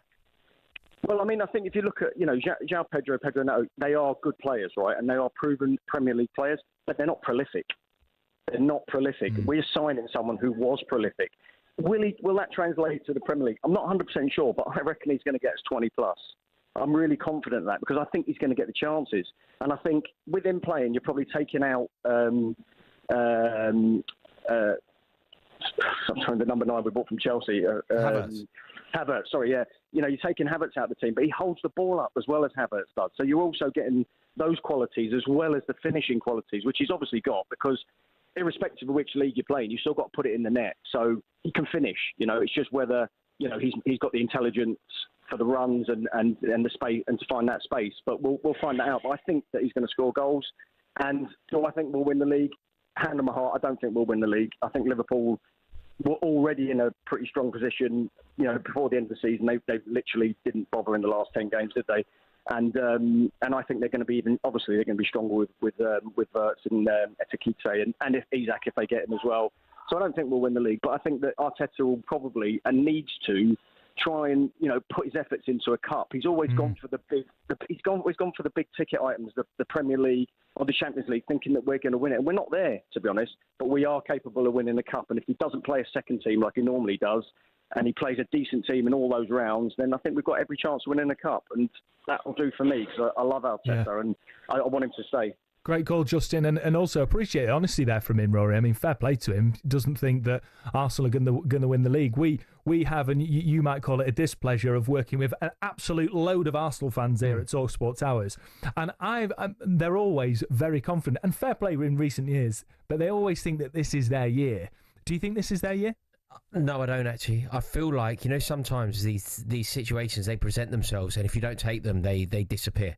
If you think about how good Tottenham under Pochettino were, for over 2 consecutive calendar years, they accrued more points than anyone else, but they've got literally nothing to show for it because they didn't strike when the iron was hot. I think that there could be a feeling here that Arsenal, who should have won the league last year, they were the best team in the country the year before and they didn't win the league. If 12 months ago, if you and I had been sitting here and we said Manchester City will not win the league, who will win it? It had to be Arsenal, and I wonder if they've missed the boat. Nathan's an Arsenal fan. Nathan, we'll ask you about Gyökeres in a minute, but just on this idea of, we've just heard from Justin who says he just doesn't see you lot winning the league next season. Do you share that sort of pessimism with him? I am. Oh, sorry. You caught me in the most uncomfortable time. My daughter's trying to get me to change videos and stuff. But in answer to the question, apologies. No, I agree. We didn't catch you. You called us. No, unfortunately, said it couldn't have been worse timing. But you phoned us. I've been on hold for quite a while, so give me a rest, Rory. Well, thanks for holding, Nathan. It's great to have you on. Rory, come on. In all seriousness, I don't think we're going to win it. But what I wanted really to say was, I'm extremely surprised how everyone has Liverpool as these extreme favourites, because in my eyes, or from my point of view, I don't think they've had a very good transfer window so far. And I'm not being that hysterical Arsenal fan now everyone else is rubbish. I just don't really understand it, because they made 4 signings, and Rory made my point about the last 2 I'm about to say, but the first 2 defenders. If we start with the fact that Liverpool lost arguably the most valuable right-back in the world for free, and then replaced him with a right-back who only wants to play right wing and wants to play where Salah plays. That means that Arsenal already had the best defence last year in the Premier League, even though we didn't have Gabriel for like 3 months towards the end. We still ended with the best defence. They replaced Trent, who was Salah's creative partner, with a right-back who's potentially, arguably even less defensive. They've now brought Gyökeres in, who everyone says the same thing about Gyökeres, which is, him bombing down the left wing. Okay, so that's less defensive than Andy Robertson, presumably. And then a second ago, Rory said, I gave an argument on behalf of Chelsea and said, the thing about what Chelsea do, they buy Premier League proven players. Well, they just spent £200 million on 2 players who not only are not Premier League proven, unlike the players that Arsenal bought who are not Premier League proven, they don't really have the statistics or the longevity in number of seasons of performing well to kind of back it up. Everyone says Wirtz is the next big thing, and the best young player in Europe. Nathan, if this is the case, if you're right, you just said to us a minute ago that you don't think Arsenal are going to win the league. It sounds like Liverpool, according to you, have had an absolute dreadful transfer window. So why shouldn't Arsenal win the league? Because the thing about it is even though he brought in Gyökeres, who his record of scoring goals is fantastic, I don't think we can argue this. If you compare strikers who have not been Premier League proven, him versus Ekitike, it's not even a conversation. So I think that's fair to say. What I would say is that Liverpool, as they have done for 3+ years, they have 6, maybe now, even by the end of the transfer window, maybe even 7 attackers across the front 3 who have played with each other for 3-4 years in a row now, which mean that when the ball gets heading towards the goal they're trying to score at, they are the most dangerous team. Through the Klopp era, Klopp took over, that's now continued. I think that is where they're still the most dangerous, and we have brought in, finally, a backup for Saka, who can also play on the left, and finally another striker. So who's going to win the league, Nathan? If it's not going to be... If Liverpool aren't going to walk it, and you've admitted you don't think you're going to win it, who's your favourites for the Premier League? I think Liverpool will likely win it, but I think it will be significantly closer, if not that down to the last 1 or 2 games of the season. But everyone, as opposed to everyone kind of saying Liverpool have already won the transfer window and it's really about who can now catch them. I don't really see that from the 4 transfers I've explained to you. Well, Nathan, thank you for your call, mate. I hope you're right. I hope it's not an absolute procession for Liverpool, and I hope they are challenging them. But I'm surprised you've had a couple of Arsenal fans back-to-back, Rory, that are admitting, they don't think Arsenal are going to win the league. Clive's on the line. Clive, are you a little bit more optimistic as an Arsenal fan now you've got Gyökeres through the door? Oh, I'm overjoyed that we've got him through the door. These guys need to wash their mouth out with soap saying Liverpool are going to win the league. I can't believe it. Terrible. No, we're going to smash it, boys. Absolutely going to rip it up. I'm loving your confidence, Clive. We've been talking about Victor Gyökeres. Look, he's got a great scoring record. It's in Portugal, though, Rory. That makes him slightly less confident that can convert to the Premier League. How many goals do you expect him to get next season for you boys? If he gets 20-25, I'll be very happy, and I think he'll have done a great job. Do you know what, Clive? I think he'll land, and let's say that he does get 20-25. Let's say it all goes really well for Gyökeres, right? Brilliant first season. Yeah. Is that going to be enough to elevate you over Liverpool? Yes. See, that's where I disagree with you. Even if this goes really well, without additional signings, if it ends like this, you bring in Gyökeres. Look, say you bring in Gyökeres and you follow it up with a signing like Eberechi Eze, then I think I would agree with you. Arsenal would then have a first 11 capable of winning the league. But if it ends like this, Gyökeres is the only arrival, and you're still relying on Martinelli, you're still relying on Trossard. I just don't see it as a title-winning team. Yeah, but look at Marino towards the end of the season. He scored some very important goals as a defensive midfielder. Putting a proper striker up there with what we've got behind him, it's a no-brainer. We're going to win it. We're going to win it. There we go. He's confident, Max. And if you add Eze to the pot, which the rumours are that he's looking more likely than not, like you say, it just embeds it even more. Eze's a difference maker. Yeah, Eze's a needle mover. Clive, great call. Thanks for your call. A little bit more optimism there from the Arsenal fans, which is what you would expect. I mean, Ollie Watkins was mentioned there. I mean, you seem to be Ollie critical. Watkins for what? You seem to be critical of Ollie Watkins, but I believe it's 75. He's now Villa's top ever goal scorer.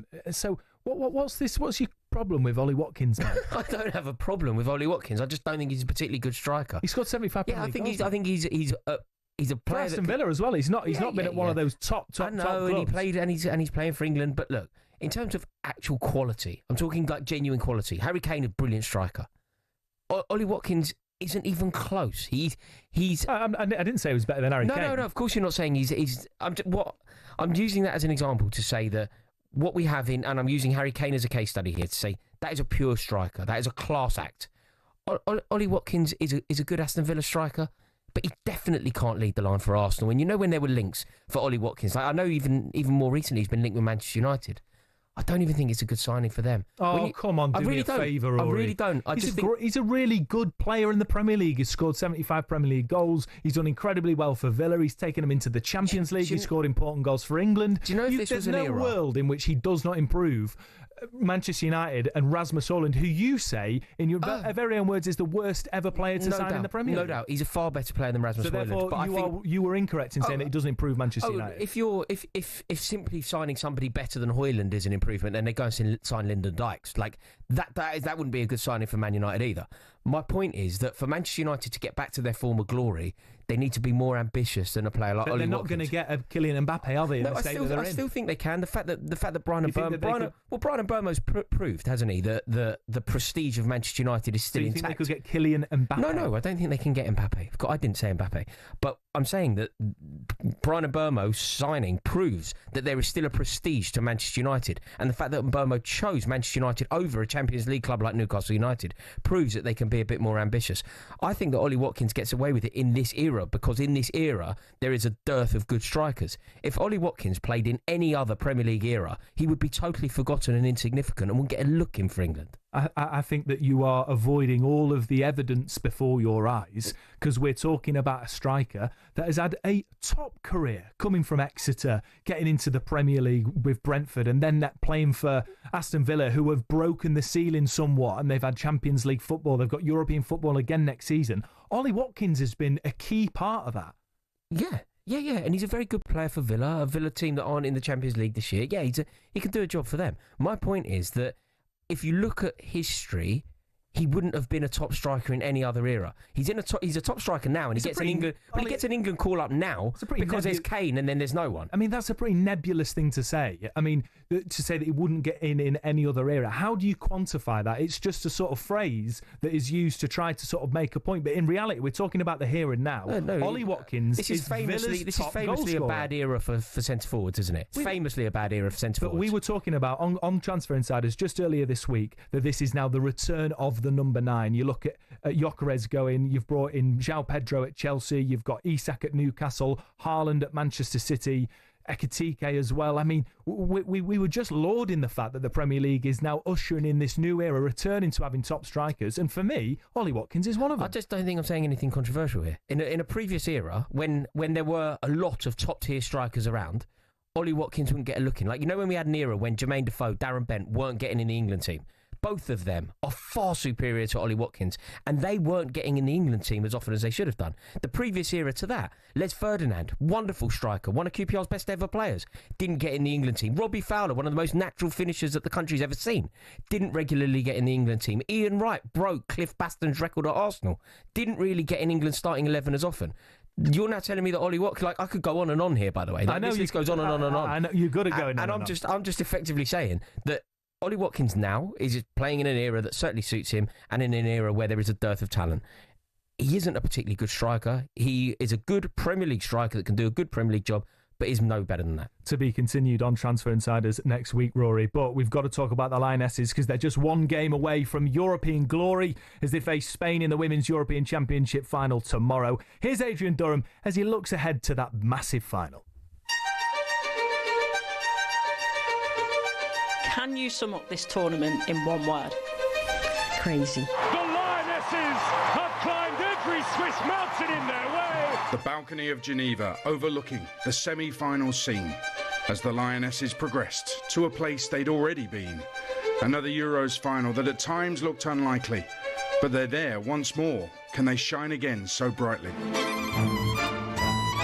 Let's take you back to the start, to the England base in Zurich, where we got to know the players. Chiara's choice of music, Chloe guilty of watching back her final winner. Falls to Kelly, inside the box, and she pokes it home off the goalkeeper, and in! The girls getting together, taking in Love Island over dinner. Russo dumped, Russo scored, Russo then came on talkSPORT. Hopefully they can go all the way and lift it again. Lionesses staying at the plush Dolder Grand as their Euro defence was plotted and planned. Proper England, it's who we are and what we want to show, and of course that has to do with our tactics, how we want to play. We lost our first game, poor against the French. Serena struggled to know when to bring players off the bench. The first time a defending champion has ever lost the opening match of the following Euros. Yeah, like there wasn't already enough pressure, but double that now. Netherlands were battered, Wales were on vacation. 10 goals in 2 games and England lifted the nation. In Serena, we trust. Proper English display, that's what we wanted to put on. Penalties with Sweden. More misses than Henry VIII. We didn't deserve to win, but you've got to keep the faith. Their grip on the Euros trophy remains alive. Subs left late again by manager Serena, but on to the semi-final in those mountains of Geneva. Italy pretended to be injured. They wasted so much time. And in those added minutes, it was time for Mish to shine. And Jennings is there. Can she put it in? She does! Teenage sensation, firing home. It's coming home, not going to Rome. Italy whining, blah, blah, blah. Sweets, adjumang.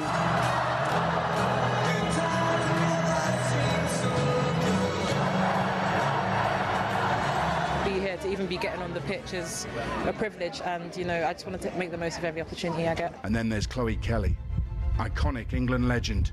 Her penalty saved. We're all on the edge, and then the moment where she smashed home the rebound. Kelly! Save!